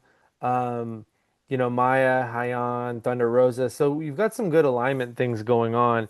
It's just consistency. And the thing that gets in the way is he does these tournaments that he loves, and this Continental Cup tournament, I think, was unneeded. And don't take my word for it. If you look at Cage Match, this was the lowest rated Dynamite in quite a while. And it's just because it just had matches on it. And It we're was a two bad weeks show. It we're was two weeks away from All In. This is when wrestling fans want story to get excited about the matches coming up at the big show. We don't need six 20-minute matches, um, first round of a tournament. And then, like I said earlier, we got the TNT Jericho Kevin Knight match. That was the worst match I've ever seen Kevin Knight wrestle by a lot, by a significant amount. Um, I thought the women's matches were actually pretty good and actually storyline driven. So that's what made them better than the men's matches. The men's matches were like, hey, here's a match. The women's stuff was, though it wasn't advertised till last minute, which continues to piss me off. Um, I it was at least all of it has fallout coming, right? Every one of those matches had some sort of fallout coming for next week or for All In we were very critical 3 weeks ago when we thought WWE produced one of the worst shows. Maybe it was a month ago of all time. It was in that Detroit. episode, Yeah, the Detroit episode. I thought that might have been the worst episode of Dynamite I've seen in 3 years. yeah. Like You had it was a a bad show. I thought yeah, and I know people are going to think I'm being overcritical, and no, like in my opinion, the tag match that you're describing, the one that happened on Collision, was really good. I liked it. I personally, prefer the Raw tag match, but that's a bias. EO's in the match, so I'm going to just pick it. And I thought it was really well wrestled. But I thought the women's wrestling on Dynamite was not good. And I don't mean the women weren't good. I just think it felt like throwing together matches. Now, yes, you are correct that there was a story behind it, Chris and Maya and all that stuff. But I just felt like they were on such a roll as a division. And we were getting these, like, like Sheamus says, the banger after banger after banger every week. And I just didn't like I just thought the show was bad. And I thought they were just a product of a bad show because, like, even their placement I found was weird. yeah. And It was middle to late of the show. so the highlight to me of the show was obvious, which was the Mercedes 45 seconds jumping Willow, beating her with the Owen Hart belt while she was doing a sit down interview with Renee. What did you think of that segment? Yeah, so the segment actually started before Dynamite, went on live.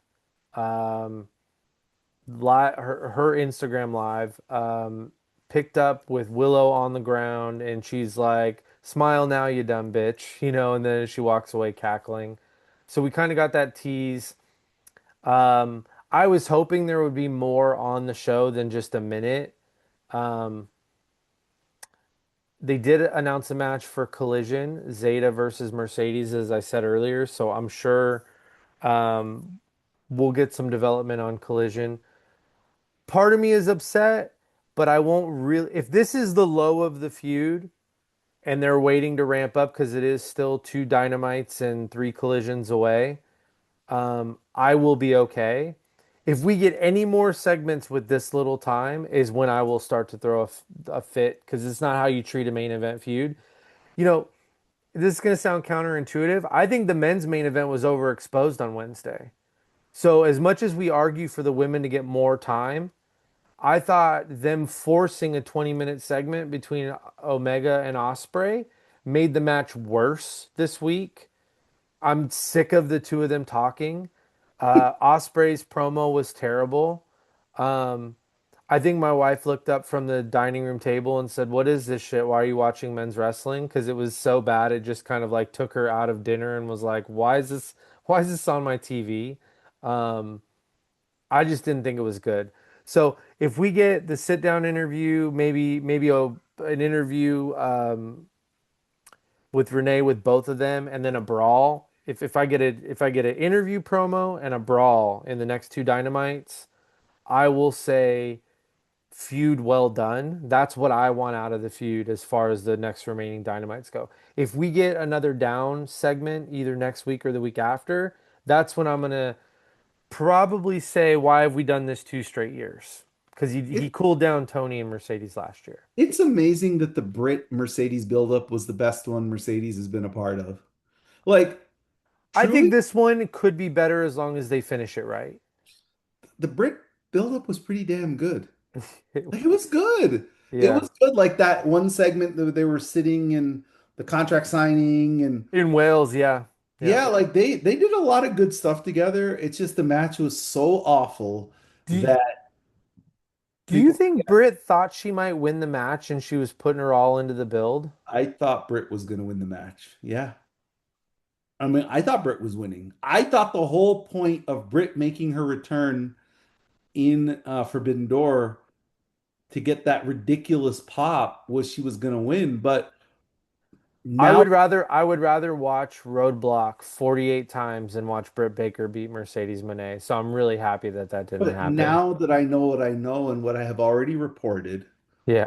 that was kind of the beginning of the end for Britt Baker in AEW. He should call WWE and be like, "Do you want Britt? Give me Bayley."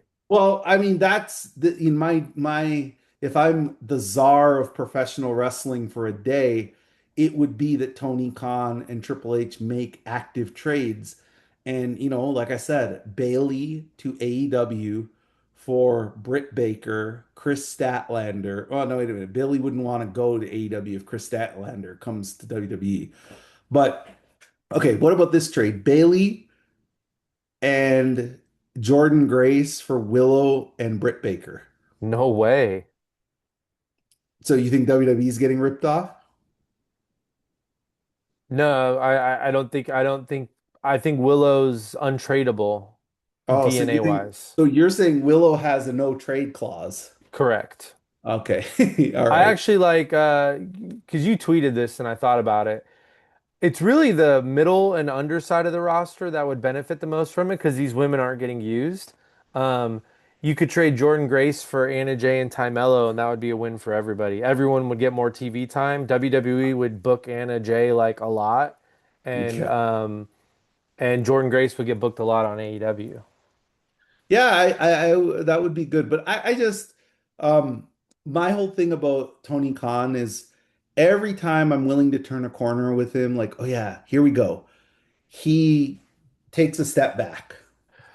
Oh, I gotta just because it's fun to talk about your trade clause. Because it's funny, if like a wrestler ever listened to this and they're like, You- "Oh yeah, so we're just we're not people and you just trade us." Here's the way I would make it work. If you get traded, 10 or 15% gets added to your current contract. Boom. Yeah, it's a kicker. Yeah. Yeah. See? Because they're independent contractors, right? So it's not the Oh, same thing. But I think most people would move from one to the if they're not being used correctly, you get traded and you get 15% pay increase.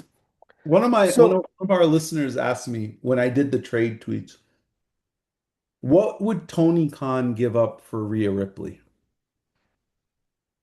And I said I what I don't. said, and you won't like it, but if I were Tony Khan and Rhea Ripley was available, I would drive Mercedes to the airport and be like, "Here you go, WWE. Get your IP back. You can do your four horsewomen stuff.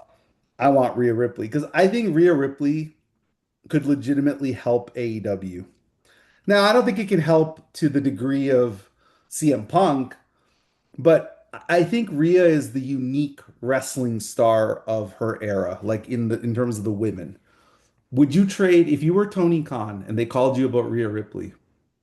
Would you give up Mercedes Moné for Rhea Ripley? Take your Y- heart out of it and your business hat on. Yeah, I mean, if you believe that she's gonna bring a fandom over to you, or that the casual viewer will accept AEW, just because Rhea's there, then sure you do. But I actually would debunk that and say I'm not sure how many people would follow Rhea over. And hear me out real quick. Rhea is the most popular woman of all time with casuals. Like it's like how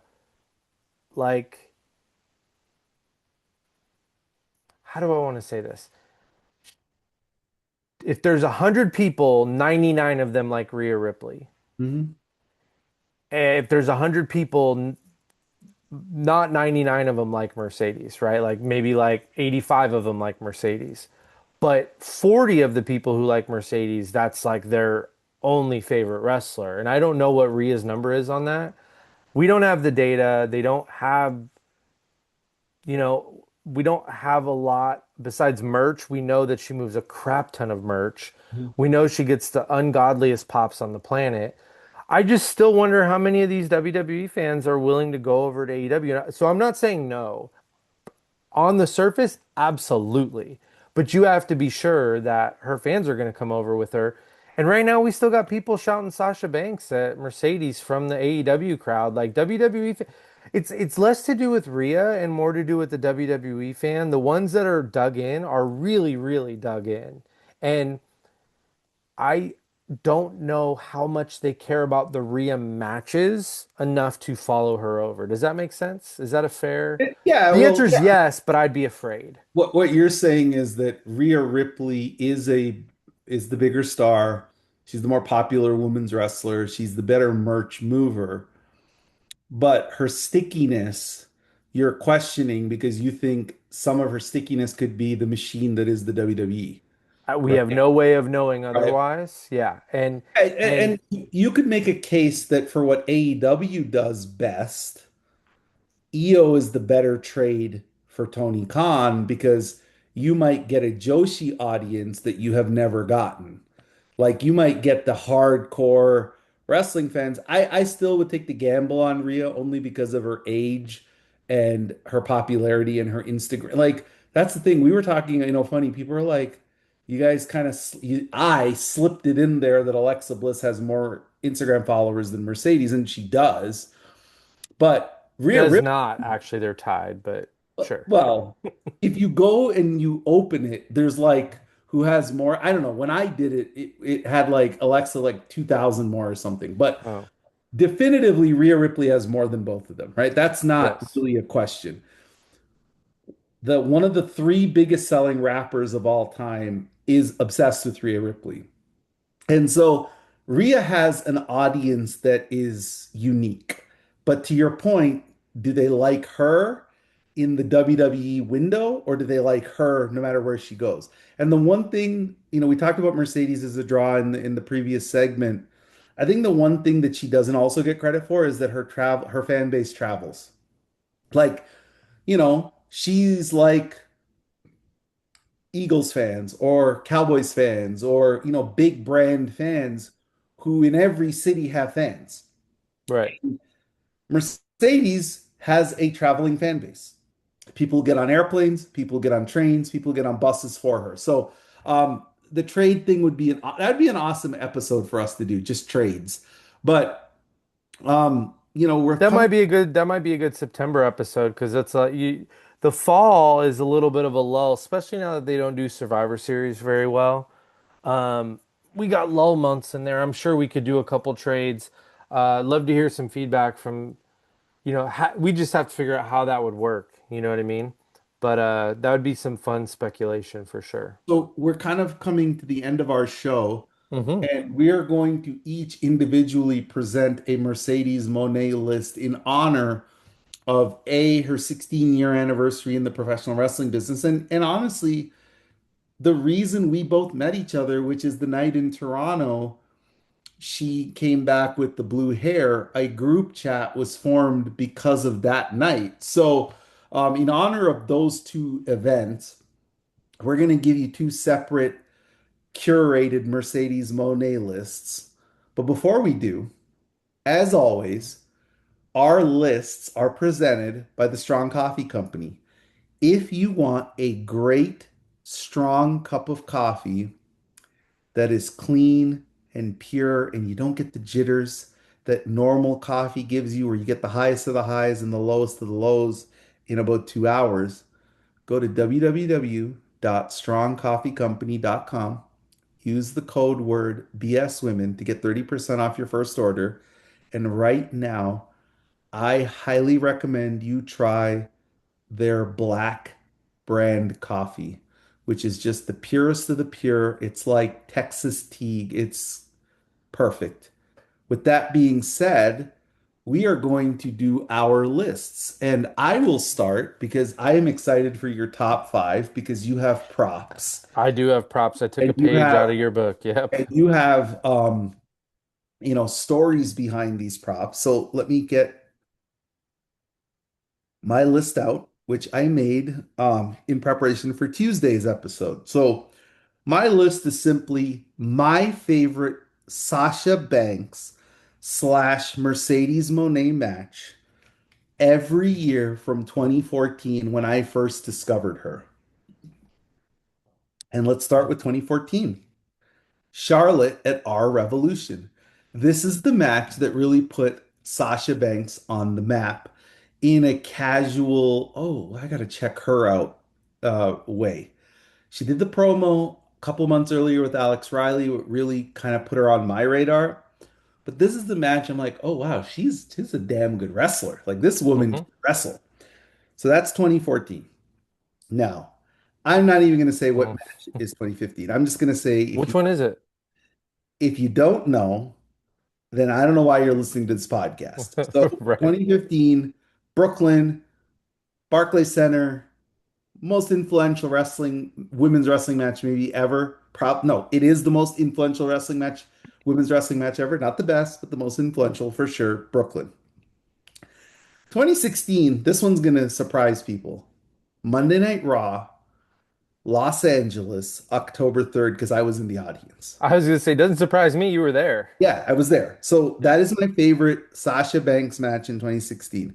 2017, this one will surprise you.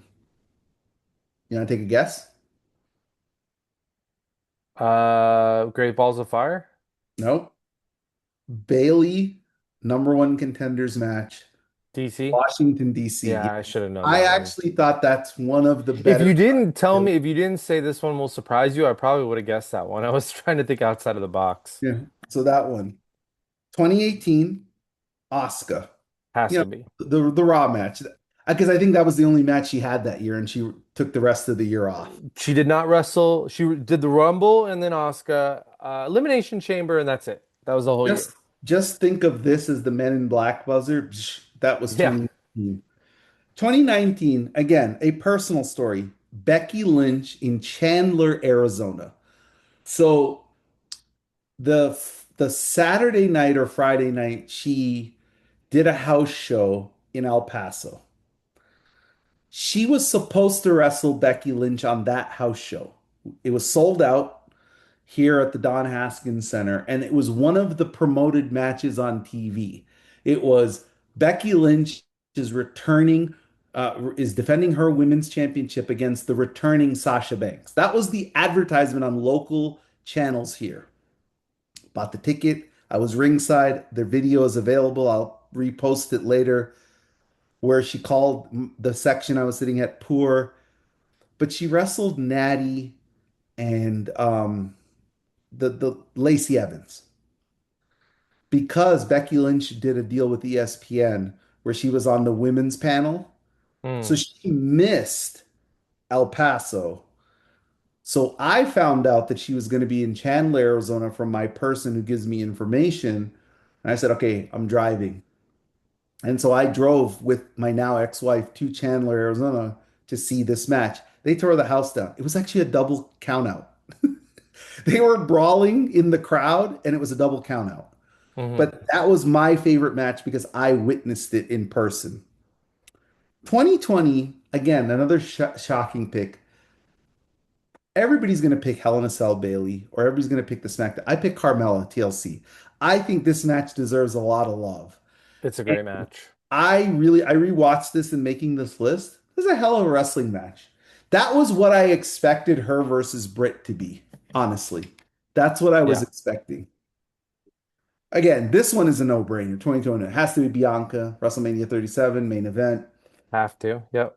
Won the ESPY, by the way, another thing we did not talk about in her accomplishments. It did win the ESPY, probably the last legitimate ESPY they're going to give out because now they are a partner of WWE, so they're going to pick who they want to promote. 2022. This one's interesting. She did not have a great 2022, She did not. It's the toughest year besides 2018.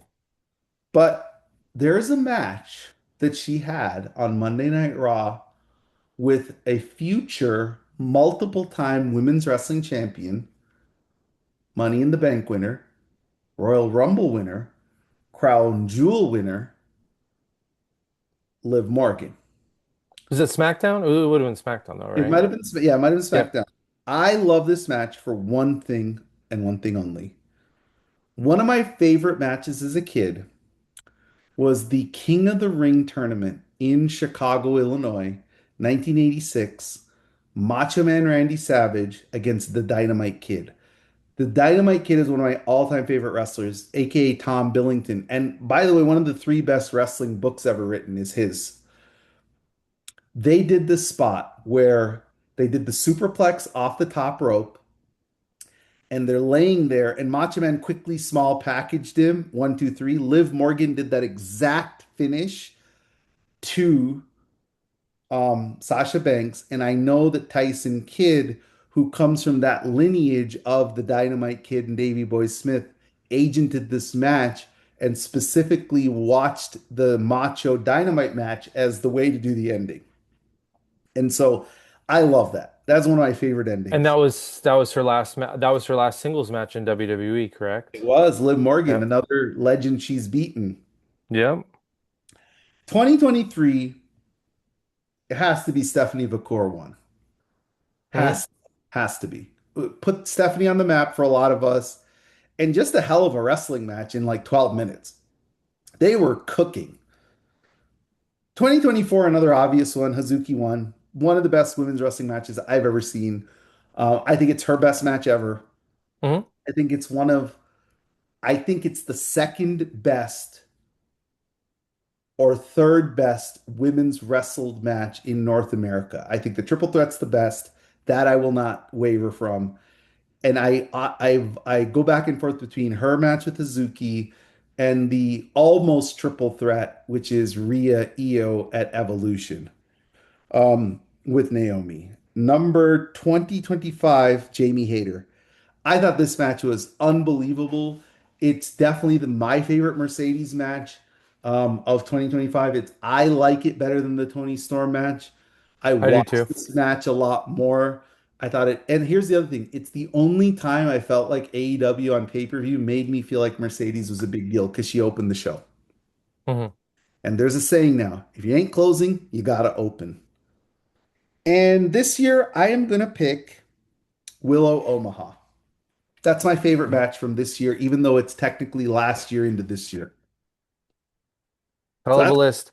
The very few that I would disagree with, and I like the couple of personal touches that you put in on the years like 2019. You know, people are gonna have most people weren't at the Becky Chandler Hell. Arizona match. Yeah, yeah, exactly. All right, so top five favorite matches. Um, I focus specifically on emotional attachment to the match, rewatchability. Um, like I'll go ahead and say like I think Hazuki is her. you can't argue it's her best, second best, and in the if you want to stretch the argument really, really thin, maybe you could say there's two matches she's had better than it. I don't have it on this list because it's actually not one of my five favorite matches, right? I watched that match a little bit like um, like it's thrilling from a sports point of view, but not necessarily like emotionally. And these other matches, like there's a reason why they're my favorite. So um, my one honorable mention would be the first women's title, Raw women's title win, July 25th in Pittsburgh. That would have been my number six. But these five matches I have in front of it, um, all ranked for their own reason. So my first prop for match number five, not the best iteration of this tag team, but their match that meant the most to me. I got a Boston Hug shirt, and if you look closely, Oh, wow. Bayley signed that for me 7 years ago this month because that was the SummerSlam um, in Toronto. I met Bayley the day before SummerSlam. I did not know that Sasha was going to be returning on Monday. And see right there where it says boss, not signed yet because I've still never actually gotten it signed. But the Elimination Chamber match, Boston Hug, um, inaugural women's tag team champions. That's my fifth favorite match ever. I rewatched it actually when I was sick last weekend or 2 weekends ago, quarantined upstairs away from the baby. Couple things. Maybe the best near fall of Mercedes' career, 2.999999 Unbelievable. on the Mandy. And it was at a time in the match that you thought it was over, right? Yeah, Like dude. so you have a near fall like that 10 minutes into the match, you're like, you weren't ready for it to be over, so you don't believe it as much. This was right where the match would have ended, so it was like crazy near fall. And then the also one of my favorite finishes ever where she had to modify the bank statement using her foot because shoot in real life shoulder was totally screwed up at that point. So I love that they made that part of the story. But the reason why it's a top five favorite match of mine is we just talked about how bad 2018 was. We had a glimmer of hope in 2019, the Royal Rumble match with Ronda. That was like, that was her showing that she could still throw 98 miles an hour Mhm. after a year where she was throwing 92 and we thought she needed Tommy John surgery. Um, but this was like, oh, they're gonna book her like she's important again. Because if her and Bayley didn't win this match, it's like go start your own wrestling promotion somewhere else. You know what I mean? If they would have lost this match, it's like you're dead in the water at that point. I I love the pick. Houston, Texas, where this match happened. I thought that the first 5 minutes with Sonya and Mandy and Bayley and Sasha was unbelievable. And then I thought the last 8 minutes with the same two teams was it had me ready for a feud between these two teams that we never got. The booking out of this match was terrible. I'll Out tell of it, you, coming I'll out of tell it. you a funny story about that match.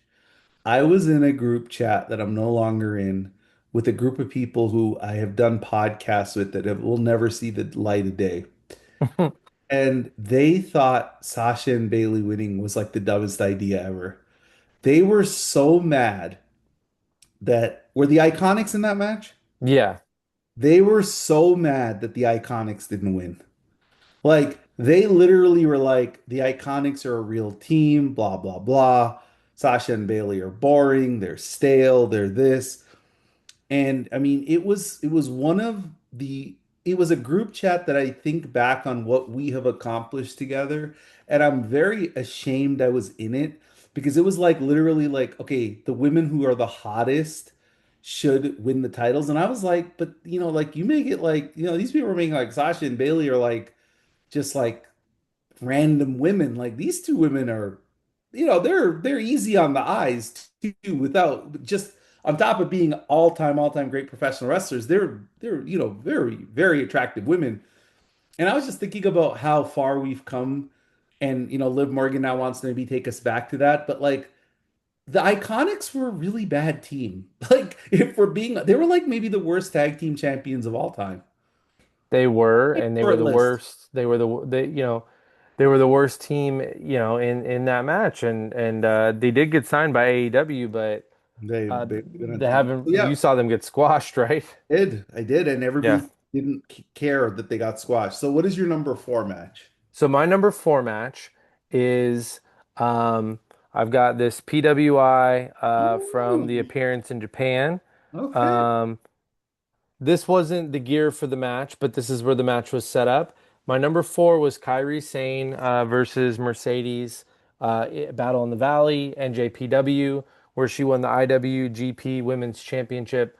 Um, our group chat that we're in, Mhm. along with just everyone who listens, a lot of people listen to this show. I just remember Twitter being one of my favorite places during this match because we had gone through the walkout, which I think was in May of 2022, Yeah, and this match didn't happen until February. February of 2023. We had all that time where we had no idea what was happening. She returned at Wrestle Kingdom in January, and then we had to wait a month for the match. So the match could have been any match, and we would have been happy, especially if she's booked to win because she won a world title, and it's like it had been she hadn't held a world title since losing it to Bianca 2 full years before that. But the match is freaking awesome.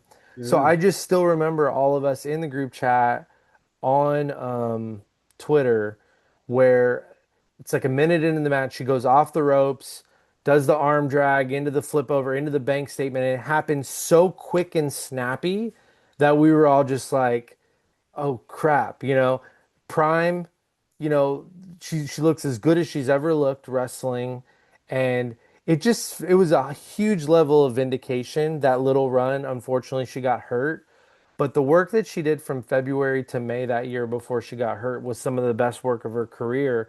And again, we had all only ever known her really under the WWE umbrella, and so to see her be like everything we thought she was, that's why that one will always mean a lot to me.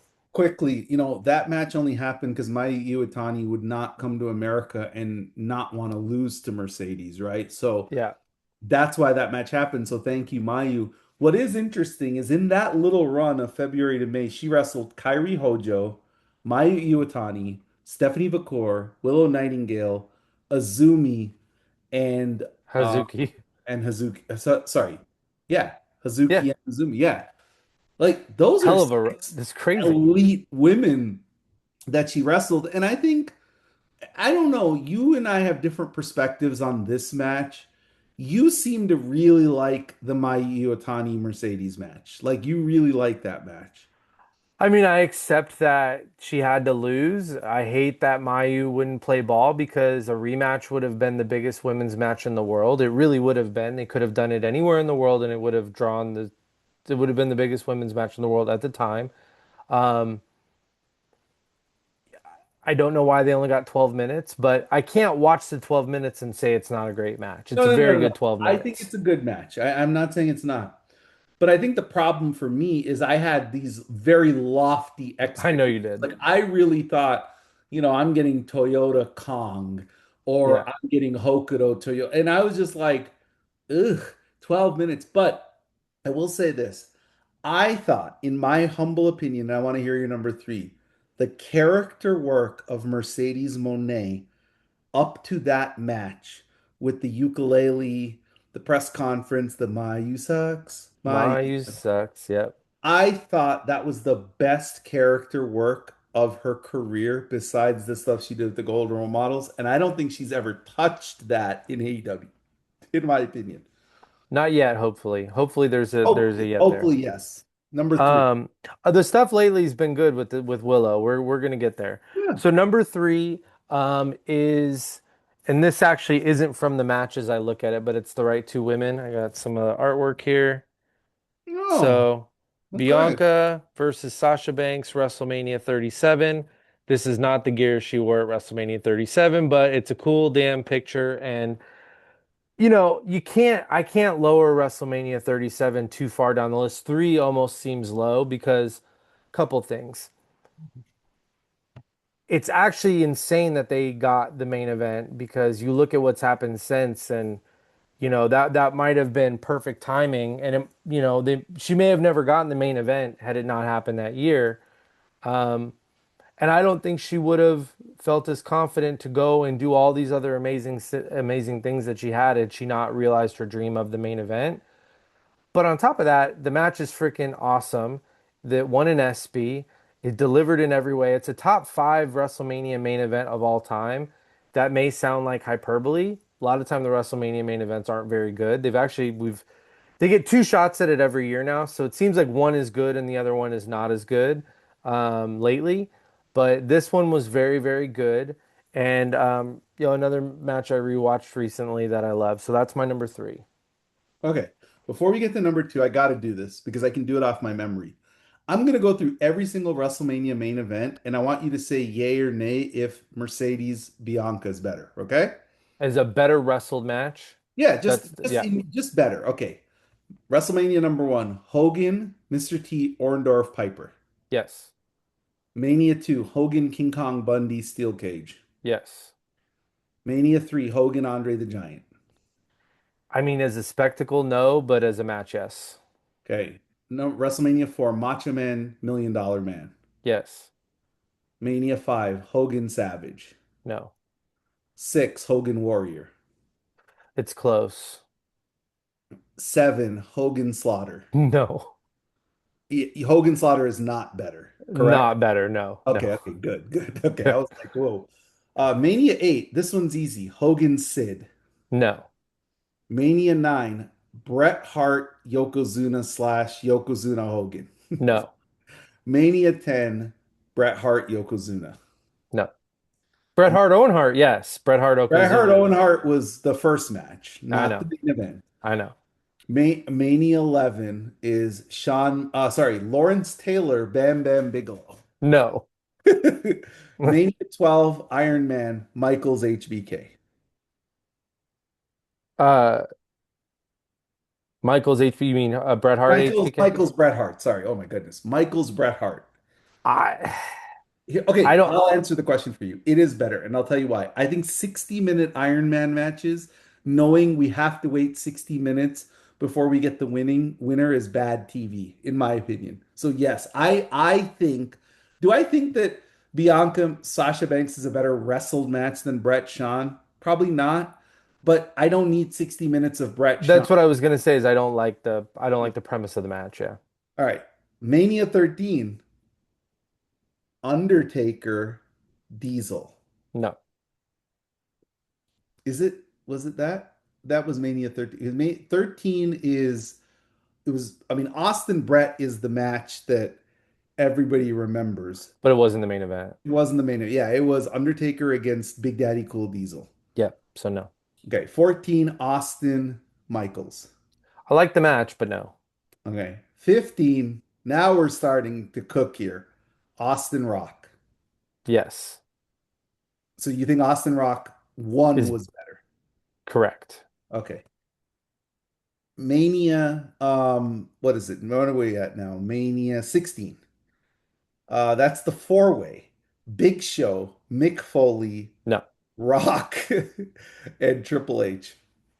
So top five might have been hyperbole, right? Because we're already at three, but Right. And we know that and I didn't watch most of the main events in the I, 20s, I'm not gonna honestly. lie, I don't think you're that off. I think Yeah. it could be like a top seven, Yeah. top eight main event, but you And are when it correct. happened, it might have been top five or six. I think maybe one or two You have are passed right. it. Main events historically are not the best matches on Mania.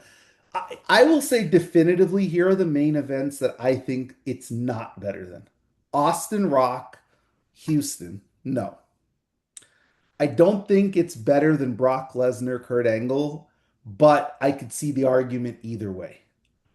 I don't think it's better than Michaels Taker 2 in Arizona, which was Shawn Michaels' quote unquote last match. I Hmm. don't think it was a better wrestled match than Brock Roman Part One, the really good one, which is Mania 31. But it's in the mix. Like to me, Yeah. definitively the only WrestleMania main event that I know was better than that one. I think Hogan Warrior, Hogan Savage, and Rock Austin, the second Rock and Austin match. So Yep. that being said, what's your number two? My number two is from this year. I've been very straightforward. I just got this in the mail this week, actually. Got to frame it still. Oh wow, okay. So Maya World versus Mercedes Moné at Forbidden Door. Was it Forbidden Door? Wasn't a Forbidden Door match. That's why I always forget. In San Jose. Um, I I knew I was gonna love this match. Um, I think as a match for people who are not fans of Maya or Mercedes, it as obvious by the feedback it got from most people, is a great match. And I think most people would watch this and say it was a incredible piece of business. If you're a fan of the two of them and why they're intertwined and how Maya came in to become a wrestler, I mean, it is to me, it's the full circle endpoint of kind of the Brooklyn story. She'll wrestle other women who she's inspired to be in this business, but God, I don't think they'll ever have a match as good as that one. And the thing about it is if her and Maya wrestled for the first time like 3 or 4 years from now, I it'd still be amazing. And I hope they wrestle again. But what was so cool about it is like in most ways Maya wasn't ready and lived up, but she was ready. You know what I'm saying? Is like she wasn't ready, but she did it. She didn't fail.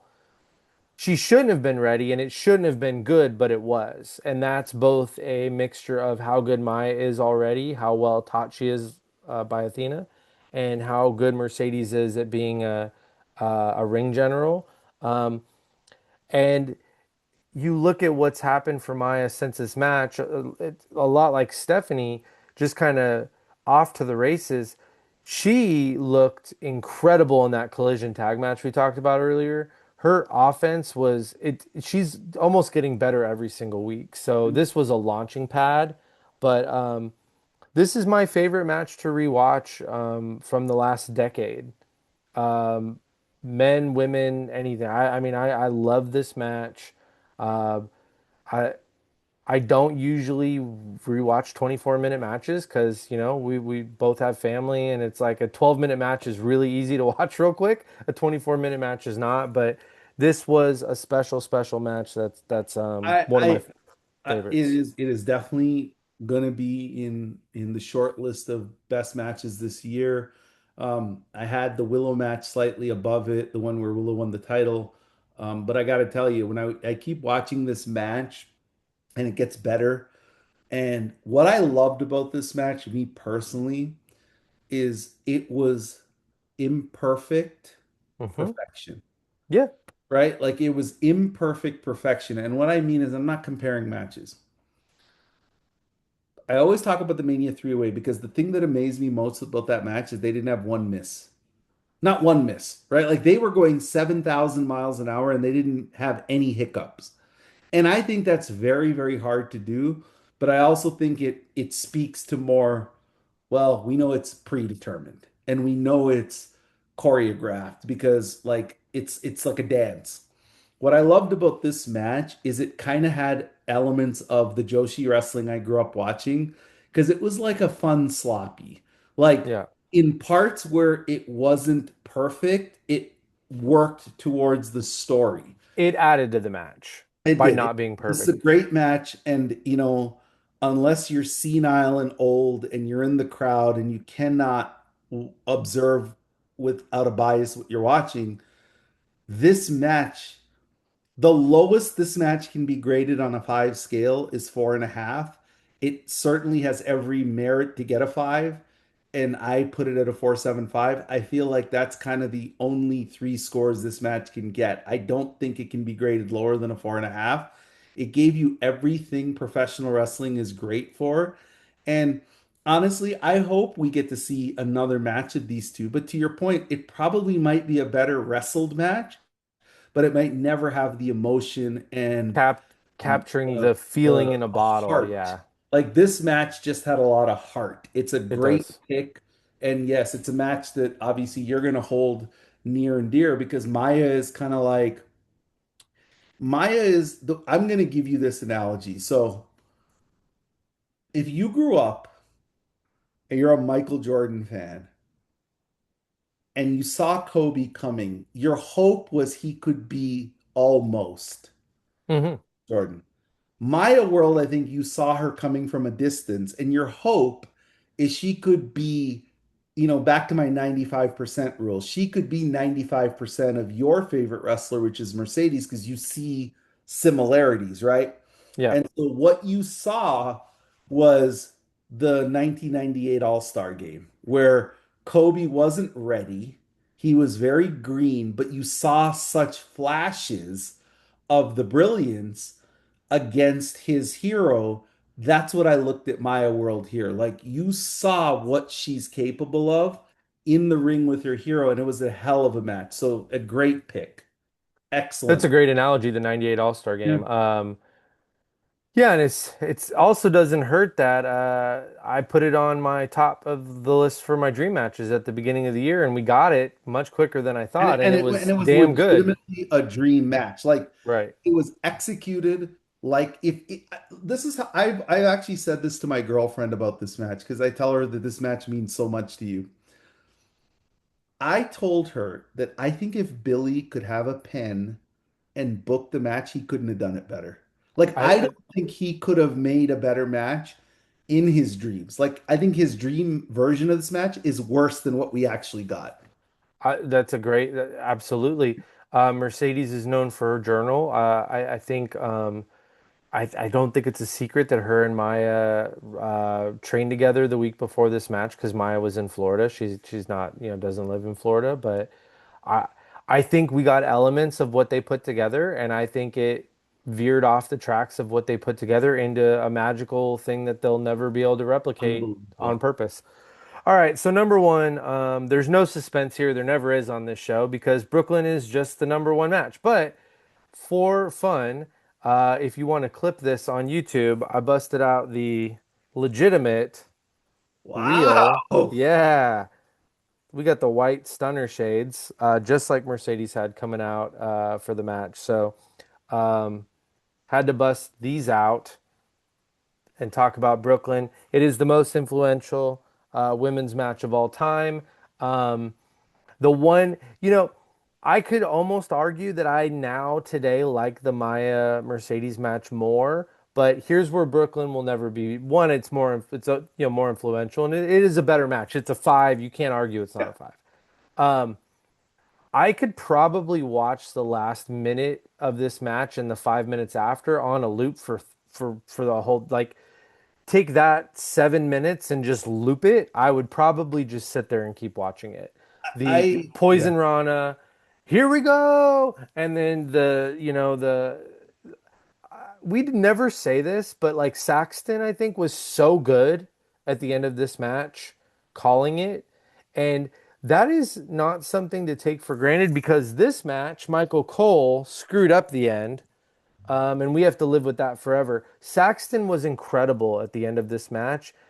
Doesn't get talked about enough, but yeah, man, nothing's ever gonna top Brooklyn. So I have an analogy, and I'm full of them for this match. You know, somebody asked me if you could compare Sasha Banks Bayley to a movie, what would it be? So I was going through my movie analogies like Godfather, Godfather 2, Goodfellas, all the movies I love. Then it hit me. The last minute of this match and the post 4 minutes, so 5 minutes. You know what it is? What? It's the Shawshank Redemption escape scene.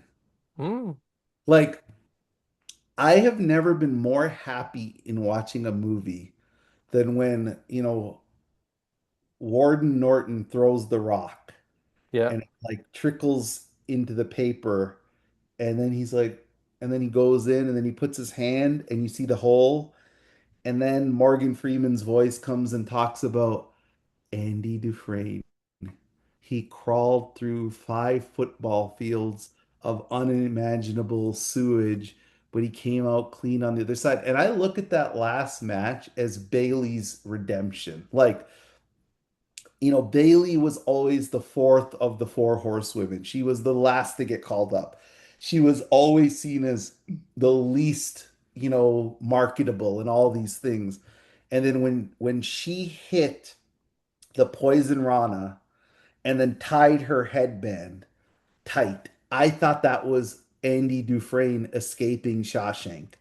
And when she gave the belly to belly was The literally best one of all time still. it was still I mean it was so great that Glow on Netflix took the silhouette as its opening montage. It to me was when Andy Dufresne walked into the bank and got all the money. And like when she won, it was like one, two, three. That was like vindication for Bayley, getting the story and Andy Dufresne getting all the money and getting to go to Montenegro, at the what is it, Hancock, Texas, right? So that to me, that's my analogy. Like, I don't think Sasha Banks Bayley is the best match of all time, and I don't think The Shawshank Redemption is the best movie of all time. But to me, it's like the most enjoyable experience. And I love The Shawshank Redemption and I love Sasha Bailey Brooklyn, and I don't think anybody can argue with your top five. I think it's actually those five matches actually are probably five of her 10 best matches of all time anyway. Yeah, maybe not the Elimination Chamber match, right? Like if you're just scoring, Oh, right? yeah, okay, I forgot. Yeah, and then from a technical standpoint, it's not even the best tag match of her career. No. But from a like that's a little bit of like an epiphany on the other side because it's just like when we were going into that match as fans, it's like, do we root for a loser? Like Bailey and Sasha fans were like, do we root for losers? Like are we fans of people who just are never going to get to the top? So yeah, that was fun putting together that top five. Appreciate everyone hanging with us and hopefully listening to this episode to help them get through their Friday instead of the normal Yes. Wednesday. We will be back to normal time next week. And I want to say this. Look, we gave you guys extra content this week. We went longer. We apologize for Xfinity's screw up. But as always, click to like us on all the platforms. Subscribe to us. You get the episode sooner. Now, this week, you're going to get the episode all at the same time because we delayed it 2 days. We're just going to put it out there as soon as we finish. So, on that note, we will see everybody next week at the regular time. Thank you so much for joining us as always. We will see you next week. Thanks, everyone.